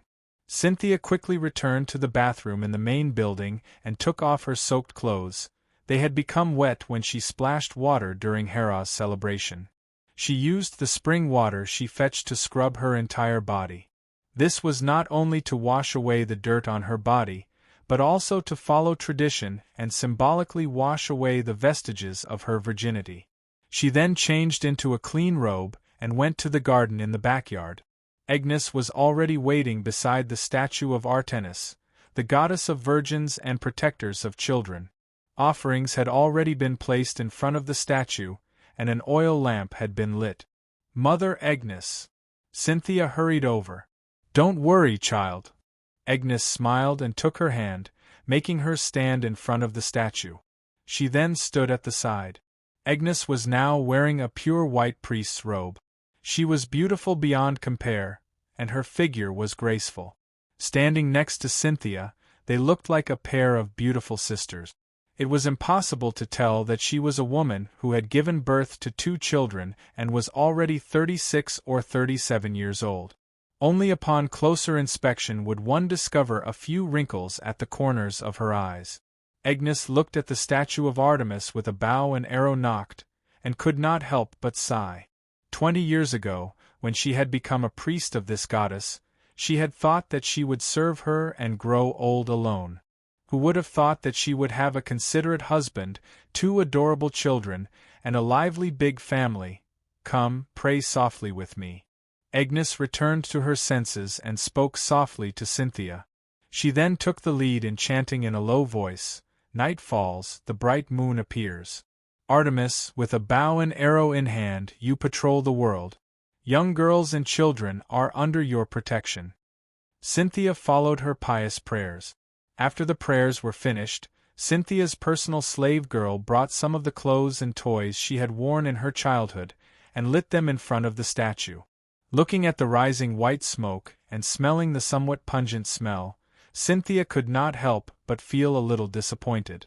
From this moment on, she had bid farewell to her childhood, and at the same time had left the protection of Artemis.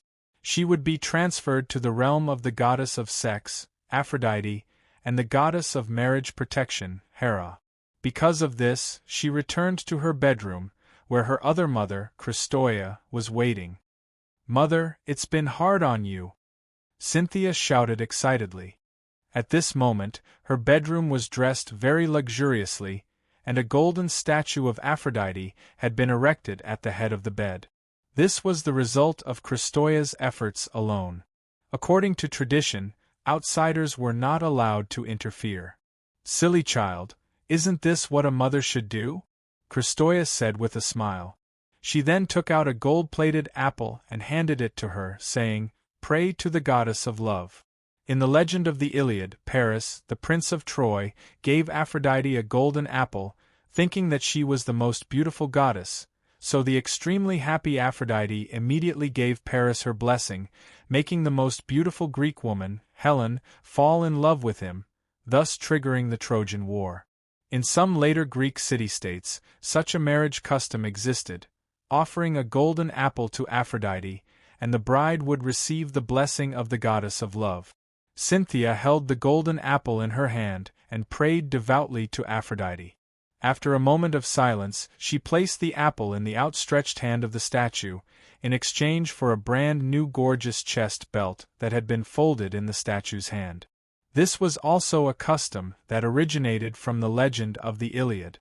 In the legend, before the goddess Hera and Zeus, the king of the gods, were united, she begged Aphrodite to lend her chest belt, because the chest belt had a magical power of seduction.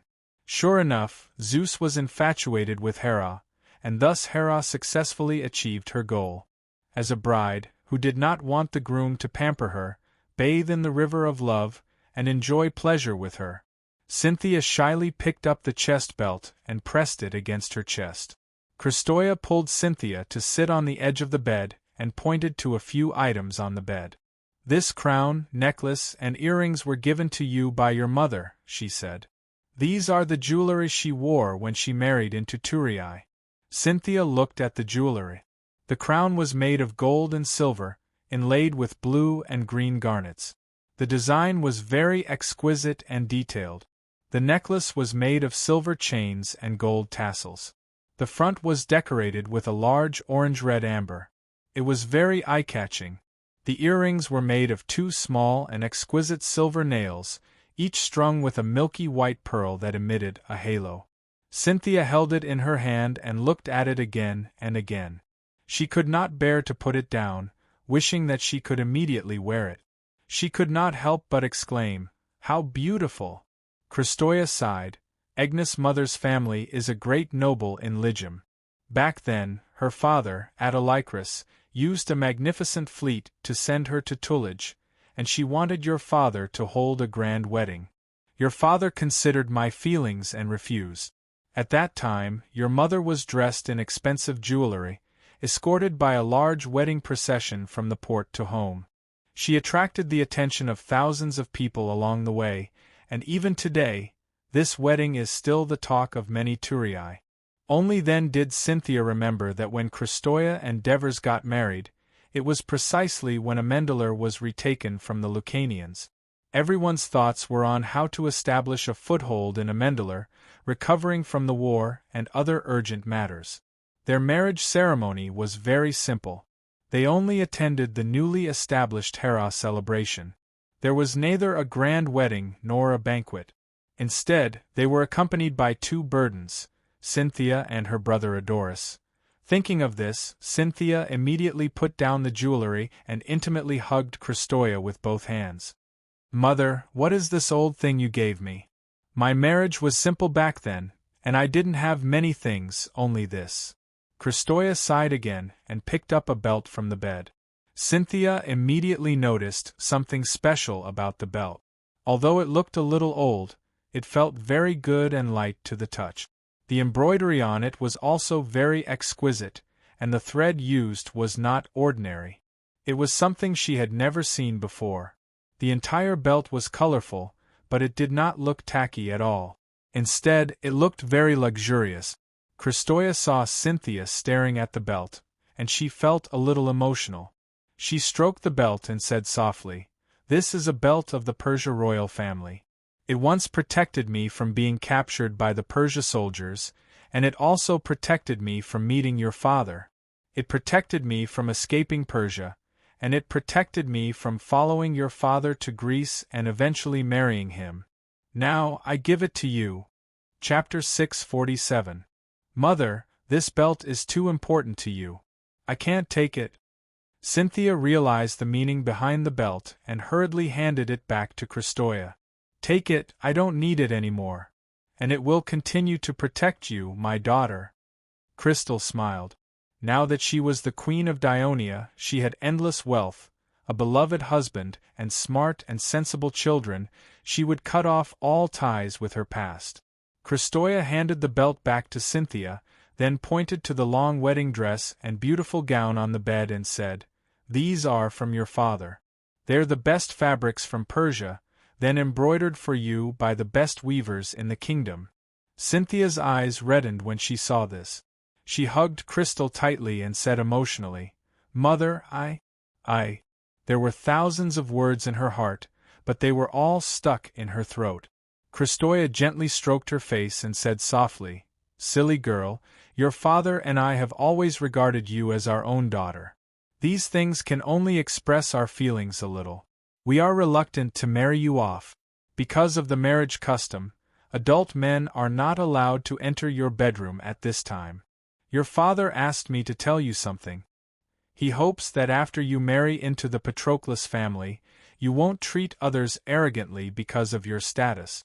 Instead, you should try your best to be a good hostess, take care of the house, and be filial to your in-laws." Cynthia nodded vigorously with every word Kristosia said. The two chatted for a while before Kristosia left the room. Cynthia wiped away her tears and stared at the wedding accessories on the bed in a daze. At this time, the door opened a little, and a small head popped in. "Sister. Come in." Cynthia quickly waved. Eunice rushed in with Olivia. "Sister, it's boring to stay in the room alone. We'll keep you company." "Thank you, Eunice. You're so sensible." "Sister Cynthia, will we see you often after you get married?" "Of course you can. As long as you don't oversleep in the future, I will come back to see you often, Olivia." I won't sleep in anymore. Sister, don't forget about me. You have to come back and see me often. As long as you don't bully your classmates anymore, I'll come back to see you." "When did I bully a classmate?" "Sister Cynthia, what's this?" The sharp-eyed Avria saw the bra strap beside Cynthia's hand and asked curiously, "This is—" Cynthia didn't know how to answer. Eunice cried out, I know. This is the Aphrodite bra belt that can make people beautiful. Every time my mom and dad slept together, they would secretly take it with them. I asked my mother, and she said I'm still young and can only wear it when I grow up." "Then where is it worn?" Avria was even more curious. "How stupid!" Eunice looked like she knew everything. She patted her chest and said to her sister, Avria, "Of course it's worn under my clothes to protect this place. Look at me, it's bulging. I have a little here too. You don't have it yet, but you'll have it when you grow up. Then you can use this bra strap." Hearing her two younger sisters talking about inappropriate topics, Cynthia was both amused and embarrassed. She quickly said, "Eunice, Avria, I'm going to start wearing my wedding dress. Can the two of you help me dress up?" "Okay." The two of them shouted excitedly. Just then, there was a light knock on the door. "Who is it?" Eunice rushed to shout. The person outside the door probably didn't expect there to be someone else in the room. After a while, he carefully said, "It's me, Crodo." Eunice suddenly shouted. Avria shouted after her sister, "Brother, you can't come in. Mom said that men can't enter a wedding room. That's for adult men." Cynthia knocked Eunice's head lightly, reprimanding her for making a fuss. She had nothing to hide from her brother, Crodo, who she had taken care of since he was young. She just stuffed the bra strap under the blanket and said, "Come in, Crodo." Crodocatax walked into the room with an uneasy expression. Seeing Cynthia sitting on the red wedding bed and smiling at him, he had mixed feelings. He couldn't describe what he was feeling. He coughed twice, but his voice sounded dry. "Sister, tonight is your wedding. Because I have to accompany Father to the palace to entertain the elders who are attending the wedding banquet. I can't join the wedding procession. This is my wedding gift for you." Crodocatax had just taken out the gift from under his armpit when Eunice snatched it. "Wow, what a beautiful helmet!" Eunice held it with both hands. Indeed, it was a silver-white army-style helmet. Not only was it made more intricately, there were also many decorations added to it. It looked both beautiful and practical. Only the crown didn't have a tassel. It was obvious that it was intended for the future owner to do it themselves. "This helmet is for Sister's husband, right? I heard from Father that he is an excellent warrior," Eunice said as she passed the helmet to Cynthia. "Thank you, Crodo." Cynthia happily took the gift and reminded him, "I'm leaving. Take good care of Father and Mother. And look after these little fellows." "Don't worry." Crodocatax forced a smile. Just as he replied, Eunice complained, "I'm almost grown up. I don't need anyone to look after me." Cynthia's smile didn't change. Her right hand lightly knocked on Eunice's head again.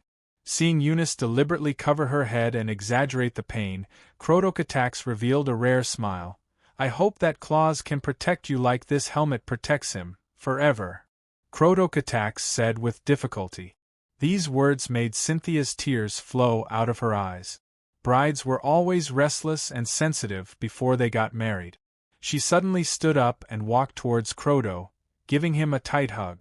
Crodocatax hesitated for a moment before hugging her gently as well. Listening to her crying, he finally said sincerely, "I wish you happiness, Cynthia." The female slave came to Kristoya's side and whispered a few words. Kristoya heaved a sigh of relief. After the female slave left, she said to Agnes, who was sitting opposite her, "Crodo took the helmet to Cynthia's room and left very quickly. The female slave said that he was calm and that nothing special happened." "Sister, I told you that nothing happened.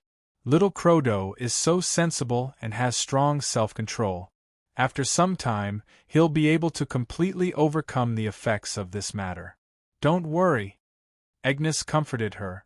Although Crodocatax's birth mother was Kristoya, Crodo had been closer to Agnes since he was young. There were some things he was more willing to tell Agnes, including his liking for Cynthia. Agnes was the first to sense it, so she understood the child better. Kristoya sighed, "I hope so. Tell me, when Crodo comes of age, should I find a marriage for him as soon as possible?" "Sister, with little Crodo's status, I'm afraid you can't make the decision," Agnes reminded her. She had experienced it firsthand. Back then, she had been sent to Turii by her father without knowing anything. Fortunately, Artemis had protected her. "You're right. I've been too worried." Kristoya lightly slapped her forehead. Indeed, Clotho's marriage affected the stability and interests of the kingdom. Even the Senate would interfere. "Sister, there's something I want you to help me with," Agnes muttered. "Speak." Kristoya was curious. Usually, Agnes had no desires other than her children and the Devers. It was rare to see her so serious. "I've been in charge of Hera's main temple for the past 2 years, and I feel that I'm not as energetic as before. Cynthia is married now. I want her to come to Hera's temple to help me and take over the position of High Priestess." "Sister, it's like you said just now. You can't decide the position of High Priestess of Hera's temple alone. You have to discuss it with our husbands first," Kristoya reminded her. Agnes stared blankly and immediately fell silent. On the other hand, Kristoya covered her face with her left hand and sighed faintly. "Yes, we're all old." With her 2 younger sisters by her side, time passed quickly. Night had already fallen, and Cynthia ate 2 bowls of seafood oatmeal to fill her stomach. Kristoya came in and took the 2 little ones away. With the help of the female slave, Cynthia put on her wedding dress. She began to feel nervous again, as she knew that the wedding procession was about to arrive. Fortunately, many Dionia families had abandoned the civil marriage tradition of the Greek city-state. Before they married, young girls would see their future husbands in advance. Cynthia had been in love with Patroclus for many years, and did not need to worry about whether her husband was ugly or not. At this moment, she faintly heard the clamor outside the building. Her personal slave ran in and said excitedly, "Young master, he's here. He's here." And so, Cynthia hurriedly covered her wedding dress. As she waited, she felt that time was very long. Soon, she heard the door open, and a familiar voice sounded in her ear, "Cynthia, I'm here." She could not help but stand up and extend her hand. Chapter 648. According to Greek custom, the groom's relatives and friends should be waiting in the drawing room to welcome the bride. However, for the safety of the Devers and the king's family, it was to prevent the welcoming party from being too large and too mixed. Thus, it was decided in advance that the welcoming party would wait outside the mansion. Thus, Cynthia met servants and employees all the way from the drawing room to the gate. They held torches and stood by the side of the road, illuminating the way for the couple and offering their sincere blessings. Out of the mansion door, Cynthia heard loud cheers immediately ringing in her ears. Through the hazy wedding dress, Cynthia saw that there were figures all around her. They were dancing and competing to say good things like, "The bride is beautiful," "The groom is handsome," and so on, brightly lit by candles in the open space in front of the mansion. Amidst the praises, Patroclus held Cynthia's hand and boarded a carriage drawn by 4 horses. After entering the carriage, Cynthia lifted the wedding dress. Patroclus looked at her unusually delicate and beautiful face, and could not help but exclaim in admiration, "Cynthia, you're so beautiful! Even more beautiful than Aphrodite." "Shoo, don't talk nonsense," Cynthia hurriedly reminded him. After all, that goddess was not very broad-minded. Although she said that, Cynthia was very happy in her heart, and tightly grasped Patroclus's hand. The welcoming party followed closely behind the carriage, automatically forming into long lines. "Let's go." "On the road? Batian? No Yuan Yen? Barium and Ihonren? School? Tadao Baldi Jouet? Xiana Si Chang? Thistle ramming that target Xian Shu?" At this moment, the musicians in the procession began to play the double-barreled flute and the 7-stringed zither, and everyone sang the wedding hymn. Among these people who sang, there were 2 special people. They were Crystal and Agnes. As Cynthia's 2 mothers, they had to accompany their daughter for the last part of the journey before the wedding. But as the 2 princesses of the kingdom, their safety must be guaranteed. Thus, they were at the front of the procession, surrounded by palace guards. They were also holding torches in their hands, and the origin of these 2 torches was not simple, because they came from the fireplace in the house, symbolically protecting their daughter from one family and one identity to another, and then changing into another identity. Although the kitchen god, Hesti, was not one of the 12 main gods, he had a very important position in the lives of the people. Patroclus's house was on the outskirts of the southern city of Turis, so the bridal procession had to first go east from the king's mansion in the western inner city, pass through the Plaza of Victory to the eastern inner city, then turn south, cross the great stone bridge of Kruti, leave the southern city, and walk along the river for a while. It wasn't a short distance, and Kristoya and Agnes had never walked so far in all these years. This time, for Cynthia, they had done their duty as mothers. Such a long line of lights passing through the city was naturally very eye-catching. There was a continuous stream of people who heard the news, and after congratulating the newlyweds in the carriage and bowing to the 2 princesses, they followed behind the procession. By the time they reached the stone bridge, the bridal procession had practically turned into a night parade of the people of the city, which showed that the royal family of Devers was deeply loved by the people. On this night, the king's family and the people of Dionia were intimately one, regardless of their status. When the guards informed them that they were about to reach Patroclus's house, Christoia and Agnes looked at each other and breathed a sigh of relief, using their free left hands to beat their somewhat numb legs in unison.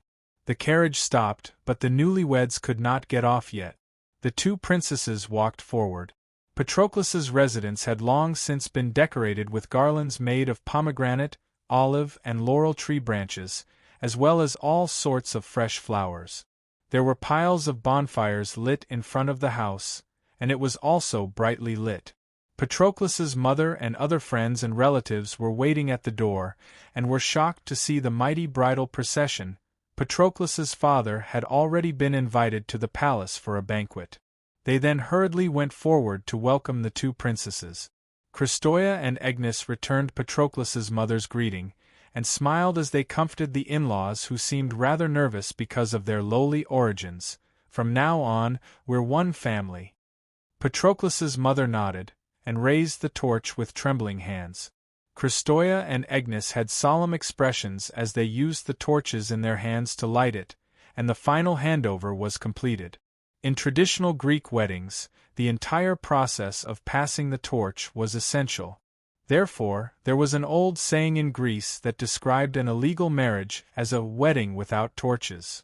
However, in Dionia, newlyweds received Hera's blessing and were registered in the city hall, and were legally married. This wedding was just a form of respect for tradition. Patroclus, wearing a crown of flowers, led Cynthia out of the carriage. Cynthia could still see the two mothers standing by the roadside amidst the cheers, even though she was wearing a wedding gown. Her eyes suddenly turned red again. Christoia went forward to hug her and whispered in her ear, "Remember what I said." Cynthia nodded vigorously. She didn't dare open her mouth, afraid that she would cry if she spoke. Agnes also went forward to hug her, and gave her heartfelt blessings. "Child, live well with Patroclus. Hera will protect you." Cynthia still nodded. Patroclus also went forward and bowed deeply. The two princesses calmly accepted it. Christoia said somewhat sternly, "I'll leave Cynthia to you. Treat her well." Patroclus repeatedly said yes, and then brought Cynthia to the residence. Surrounded by friends and family, they walked to the stove in the house. This was the symbolic center of the family. The guests threw the nuts they had prepared at the newlyweds. At the same time, Patroclus's mother gave Cynthia a red date and a traditional wedding cake made of sesame and honey. These two things symbolized more fertility. Cynthia lifted her wedding gown slightly and ate them. This meant that Cynthia had become a member of the family. Amid the guests' blessings, Patroclus brought Cynthia into the bridal room. He couldn't wait to pull her to the bed, wanting to help her take off her wedding gown quickly. There are still people outside," Cynthia said shyly. "Don't worry, with Stephos guarding outside, no one will dare to come in." "Stephos? Are he and Gydia going to get married soon?" Cynthia asked curiously. "Today is our wedding, why care about them?"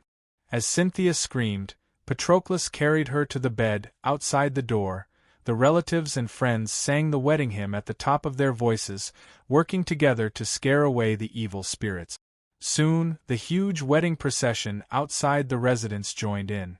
The magnificent singing resounded through the tourist night while almost all the people in the city were sending off Princess Cynthia of Dionia. The senators of the Senate gathered at the Palace of Dionia to attend the banquet held by the king and Devers in the name of the wedding. Except for a few senators who were far away as governors or could not leave due to important matters, the rest were all present. The Devers spent their own money to set up nearly 100 dining tables, filling the entire hall of the palace. They also let their son Crotocatax be the banquet manager, instructing his subordinates and servants to serve the senators well. For the past 10 years, the Devers had hosted a banquet for all the senators. This was the first time he used this opportunity to express his gratitude to the Senate for their efforts for the kingdom over the years. It was also the first time he allowed his eldest son, Crotocatax, to appear alone in front of the highest officials of the kingdom on such an informal occasion. Under the deliberate arrangement of the Devers and the intentional flattery of the senators, the atmosphere of the banquet was very warm and lasted until late at night. Many senators were drunk, especially Patroklos's father, Polyandrus. As one of the protagonists of the banquet and the only distinguished guest who was not a senator, he certainly could not refuse every senator who came to toast and congratulate him. He kept drinking glass after glass of wine and soon became drunk, vomiting all over the floor. With the authority of the Devers, no senator dared to force him to drink, so he remained sober when the banquet ended. As for Chrotocatax, he was still underage and the senators were too embarrassed to force him to drink, so he did not touch a single drop of alcohol. After sending off the guests, the Devers took Chrotocatax home on foot under the protection of the palace guards.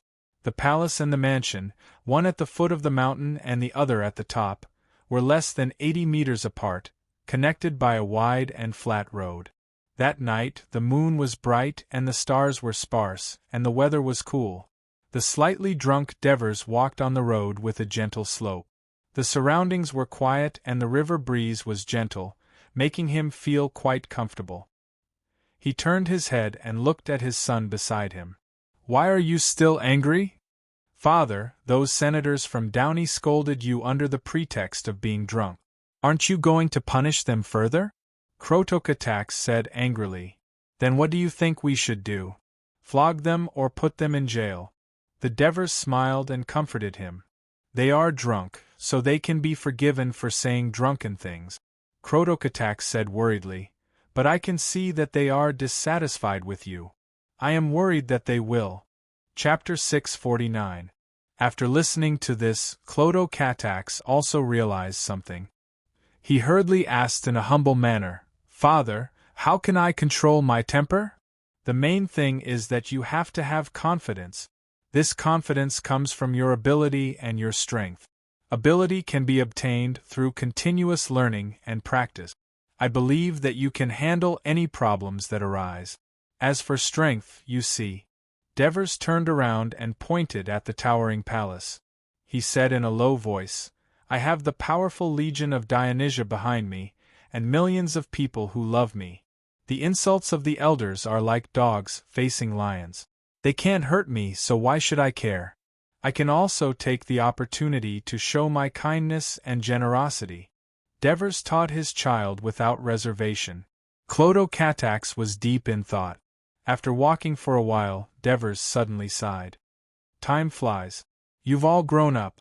In the blink of an eye, Cynthia is married. How lively! When I was your age, I was still herding cattle and sheep in Thessaly.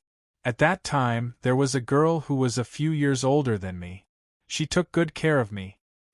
I liked her. What happened next?" Chrotocatax's heart skipped a beat and he asked, "What next?" Devers pretended to be ignorant. "That girl. Next." Devers pretended to recall and said, "She married my employer's son, and I married your two mothers. Now that I think about it, I was too young at that time. She was the only young girl I could come into contact with. Liking her was just a youthful impulse and gratitude. In fact, she never liked me. The real marriage that the god of love gave me did not come until I met your mother." Devers pretended to be emotional as he finished the story he made up. Chrotocatax fell silent. The father and son walked up the hill quietly. Devers did not go straight into the mansion. Instead, he turned around and looked down at the city of Turin. Chrotocatax had to stop in his track. It was already late at night, and it was almost impossible to see any lights in the city. The bright moon hung high in the night sky, emitting a bright silver light. Without the obstruction of clouds and mist, it appeared even brighter. Under the moonlight, the houses of various sizes stretched far into the distance. It was quiet and serene. Occasionally, the barking of dogs echoed in the night sky. What a great city! Devers looked at the scene and said with a sigh, "Croto, do you know how you got your name?" "I know. When I was born, Crotone's army attacked. Father, you led your army to defeat them and force them to sign an alliance. That's how I got my name. Crotone's voice was filled with pride when Katax replied. I was elected by the people. They hope that I can lead them to protect their beautiful homeland. One day, when I grow old, this position will be inherited by you. Protect the safety of the kingdom, protect the interests of the people, and ensure that all the cities in the kingdom can be as peaceful and quiet as Turin tonight. These will be your responsibilities. Devers pointed at the city below the hill with his left hand and pressed his right hand on Crotokatax's shoulder. He said in a deep and sincere voice, This is a great responsibility. It concerns the lives and happiness of millions of people in the kingdom of Dionia. My child, you don't have much free time. You must always be prepared for this. Devers's words made Crotokatax feel unusually heavy. He looked down at the quiet city below the hill. After a long time, determination gradually appeared in his somewhat perplexed eyes. The people of Turin were happy in April. After the lively celebration of Hera and the marriage of Princess Cynthia, it was the start of the Hellenic Scholar Conference. Although most of the hard-working ordinary people of Dionia did not care much about it, it was undoubtedly an unprecedented academic event for the scholars, teachers, students, and even the Hellenic people who loved knowledge. They poured into Turin from all directions of the kingdom, and even from all directions of the Mediterranean Sea. The whole Turin region became lively again. Not only were the hotels in the city and the port full, but many Turin people also accepted outsiders to stay in their homes, thus earning a small sum of money. Consumption increased and business taxes skyrocketed. Turin enjoyed the benefits of being the central city of the kingdom. Eurypus was a merchant from Agrigento. He often came to Turin to buy large quantities of wine and sell them on the southern coast of Sicily. He was very familiar with the port of Turin. But today, when he arrived at the port, he found the surrounding situation was very different from the past. On the west side of the port, many young people in white robes were looking at the port, holding a wooden sign in their hands that read Dionia Academy. They were also surrounded by many people, almost blocking the entrance to the west side of the port. There was a patrol team on the side, but they did not stop them to ensure that the road was clear. Instead, they ordered the laborers to take a detour to the east side of the port. Eurypus, who had been doing business in Turin for many years, had a better understanding of the situation here. He knew that there were only two types of people in Turin who wore pure white robes. One was the priests of the temple, and the other was the teachers and students of the academy. The outstanding young students of the Dionia Academy would be asked to teach at the school. The people in white robes at the port obviously did not have the solemn and peaceful temperament of the priests of the Hades, so they were most likely the teachers. Excuse me, is there anything big happening in Turin recently? Why are there so many teachers at the port? Eurypus curiously asked a person on the side of the road who was also looking at the port. As a merchant, curiosity was a necessary quality to be able to find business opportunities. You're not from Dionia, are you? Who in the kingdom doesn't know that the Dionia Academy of Turin is about to hold a conference of scholars in Greece? This is a big event that will shake the whole of Greece. The Turin said proudly, many famous scholars from various cities have arrived in Turin these days, and those young people are here to welcome them. Yesterday, I saw Lord Ansitanos personally welcoming Corbus from Thebes and Antisthenes from Athens. I wonder which famous scholar will come today? As he spoke, he suddenly looked surprised. Lord Herpes and Lord Stesichodas, why are they here? At this moment, these two respected elders of Dionia who had saved countless lives, Stesichodas was also elected to the Senate due to the suggestion of the Devers a few years ago, who were already over 50 years old, were hurrying to the port with a group of doctors. Not only were the people curious, even the young teachers who were in charge of welcoming the scholars were surprised. Who would make these two elders spend their precious time on medical treatment and research to come here? Hundreds and thousands of pairs of eyes looked at the pier where Herpes and the others were hurrying to. They saw a white-haired old man disembarking from the passenger ship that had just docked, walking slowly to the shore with the help of others. Herpes looked at the old man, his heart full of emotions. Back then, it was because of the old man's inspiration that he was determined to become a doctor, and even prepared to go to Coco's Island to learn medicine from him. In the end, he met the Devers by chance, and it made him who he was today. But even though he had achieved success today, his heart was still full of respect for the old man. Herpes quickly walked up to him, shouting excitedly, "Teacher Hippocrates!" The old man opened his turbid eyes, looking puzzled at the group of people hurrying to him. "You are? My name is Herpes, and this is Stesichordas, a doctor from Dionia." Herpes introduced loudly. Hippocrates cupped his ear with his right hand, listening carefully, and then revealed a knowing smile. "Oh, you must be the authors of Human Anatomy. You're so great. Please don't call me teacher, you're my teachers." "Teacher Hippocrates, please don't say that. In the tradition of Dionia's Academy of Medicine, any doctor with rich medical experience and unique ideas in medicine must be addressed as teacher, not to mention that you're the pioneer who helped us get rid of ignorance and use careful thinking to explore the source of diseases. The doctor's oath you wrote has been engraved in the hearts of all doctors in Dionia. You're our well-deserved teacher." After Herpes finished speaking, the doctors behind him recited in unison, "I'll abide by the oath, and I'll never change my mind. I'll respect the teacher who taught me medicine like a parent. I'll carefully impart medical knowledge to my students. I'll do my best to take medical measures that I think are beneficial to the patients, and not to bring pain or harm to the patients. I won't give poison to anyone, and I'll never instruct others to use it. I want to practice medicine and live a clean life. No matter who I enter, I'll only treat patients.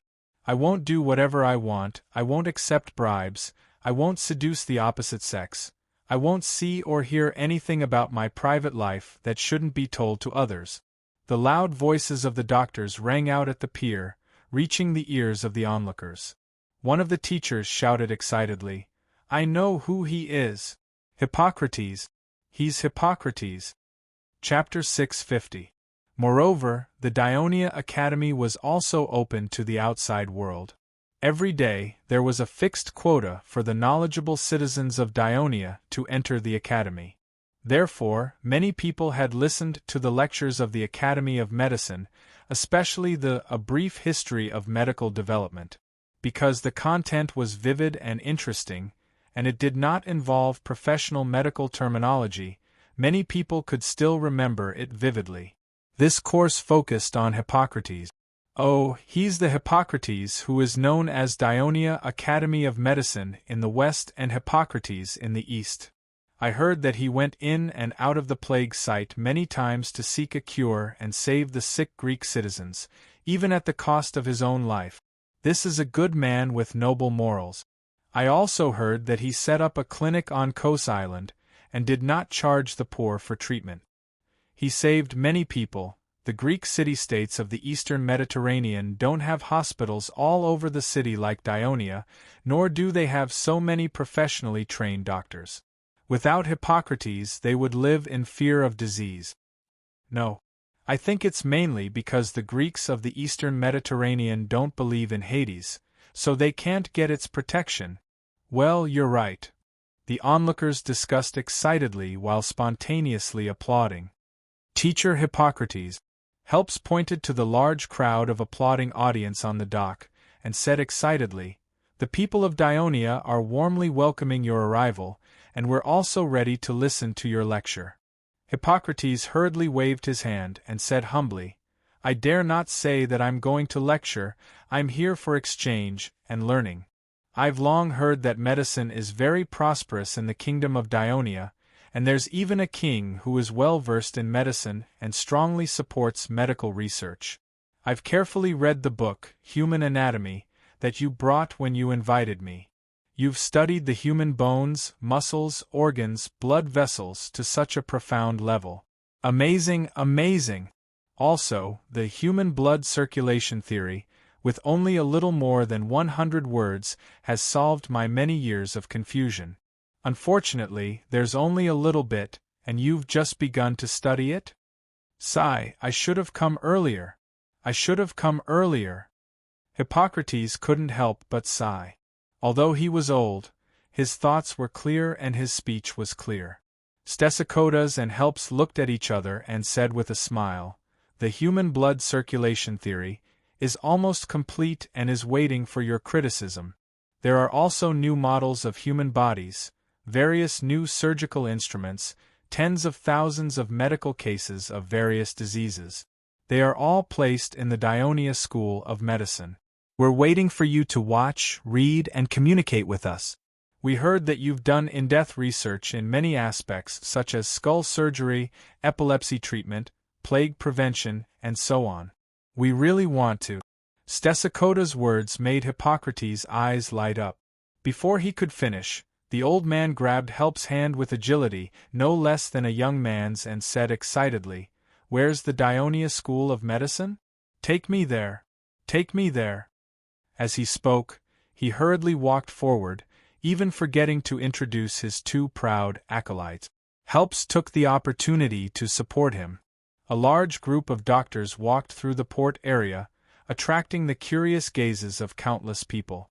They brushed past Matyrus and Mentodicus, who hurried over. Although the two senators who rushed over were curious as to why everyone from the School of Medicine had come out in full force under the suggestion of Devers a few years ago, they didn't have the mood to ask. They rushed to the exit of the port and asked the students who were waiting, "Is he here?" The students shook their heads. "A fast ship informed us that the passenger ship he took has entered the Taranto Bay." Matyrus scratched his head in annoyance. "Don't worry, wait a little longer." Mentodicus comforted him. The two of them talked, but they didn't know that the people around them were surprised to see them. Though they were not as popular among the populace as Helps and Stesichodas, they were respected by the port laborers, for the pulley boom, which had been perfected many times by Matyrus, was the design of Matyrus, which greatly reduced the amount of work they had to do in loading and unloading cargo, and minimized the possibility of injury. Many sailors at the port also knew that Matyrus was also using the buoyancy theory he invented to experiment with a wooden hull covered with a thin sheet of iron to make it float on the water. In that case, who were these two knowledgeable scholars coming together to welcome? The people were full of anticipation. At this time, an ordinary-looking middle-aged man came to the front of the welcoming line and asked, "Excuse me, are you in charge of the Hellenic Scholar Conference?" "Yes, and you are?" a student asked. The middle-aged man smiled. "My name is Chinsterion, a scholar from Aldera." "Aldera?" Hearing this name, Matyrus immediately asked loudly, "What is your relationship with Democritus?" "Democritus is my respected teacher," Chinsterion said apologetically. "I want to apologize to you. My teacher originally promised to participate in this conference, but he caught a cold a few days before the departure, and his body hasn't recovered well. He is already 78 years old, and he really can't adapt to such a long journey by ship. Not only did his family persuade him, but even the councillors of the city came to persuade him. In the end, he could only give up the idea of coming to participate in the conference and sent me to Thurii to represent him in the academic exchange. I hope to receive your understanding. That's really a pity. I still want to have a good exchange with him about the calculation methods and knowledge of cones, spheres, these geometric aspects." Matyrus grabbed his hair regretfully. Mentodicus quickly said, "We really didn't think it through enough. The old teacher Democritus really can't adapt to such a long journey. I believe he can send you, Chinsterion. You must be his best student, and we will listen to your wonderful speech." "Yes, that's right." After all, Matyrus had been the deputy dean of the School of Mathematics for so many years, and he wasn't without any emotional intelligence. He sincerely said to Chinsterion, I look forward to exchanging knowledge with you in mathematics, physics, astronomy, and other aspects. As for philosophy, Gorgias and the others will definitely warmly invite you, but that will have to wait until after your speech and exchange at the School of Mathematics. Chinsterion quickly said a few humble words, and everyone quickly became familiar with each other. They chatted and laughed as they walked out of the port. Matiras's voice was very loud just now, and the onlookers all heard the name Democritus. A merchant from the Ionian region exclaimed, "Democritus! Dionia actually invited Democritus." Someone next to him quickly asked, "Who is Democritus?" You people in the Western Mediterranean may not know much about him, but the Greeks in the Eastern Mediterranean, especially the Greeks in Asia Minor and Ionia, know him as long as they can read. He lives in the Greek colonial city of Aldera in Thrace, and he is a very knowledgeable scholar. It is said that he knows about nature, philosophy, astronomy, geography, mathematics, physics, animals, medicine, law, politics. Countless young Greeks went to Aldera to ask him for advice, and all of them returned satisfied. Even the king of Persia has heard of his reputation, and wrote a letter inviting him to Babylon to give lectures, but he refused. I've also heard that even though Democritus was a great scholar, he was humorous and kind to people. He could explain complicated issues in a lively and interesting manner. Many Greeks who learned from him had nothing but praises for him when they came back. They even called him the omniscient god. The merchant proudly recounted the stories he had heard about Democritus. The people around were fascinated by the story, and they could not help but sigh, "It's a pity that this great scholar can't come. Look, Lord Ansitanos is here. And the eloquent Lysias." The onlookers of Thurii exclaimed again. As the first senator of the kingdom and the writer of the history of Magna Graecia, Ansitanos was deeply respected by the people. Lysias was equally famous in Dionysia. Not only did he compose the hymns at the various celebrations every year, but he also became famous as a defense lawyer in the trial of Laodicean. Many youths wanted to learn how to debate under his tutelage. Many people who had committed crimes wanted to hire him to defend them. Now, his house was crowded with visitors every day. Therefore, wherever they passed, the people would salute and greet them. Plato got off the passenger ship, but he did not leave the dock in a hurry. Instead, he carefully observed the situation of the port. He found that although the port of Thurii was not as large as the port of Piraeus in Athens, and its location was not very good, it was almost as busy as Piraeus. Moreover, the cleanliness of the dock and the various facilities and equipment were much better than Piraeus, especially the cranes erected on the trestle, which attracted a lot of his attention. Various merchant ships and passenger ships entered and left the port, docked at the dock, and loaded and unloaded goods. How could the laborers, sailors, and passengers not interfere with each other? Could the entire dock operate effectively and maintain good order? By observing these, one could see the level of management of a city. Obviously, the busy but orderly scene of the port of Thurii made Plato secretly nod. At this time, Lysippus reminded him, "Teacher, it may be the people from the Dionia Academy coming to greet us."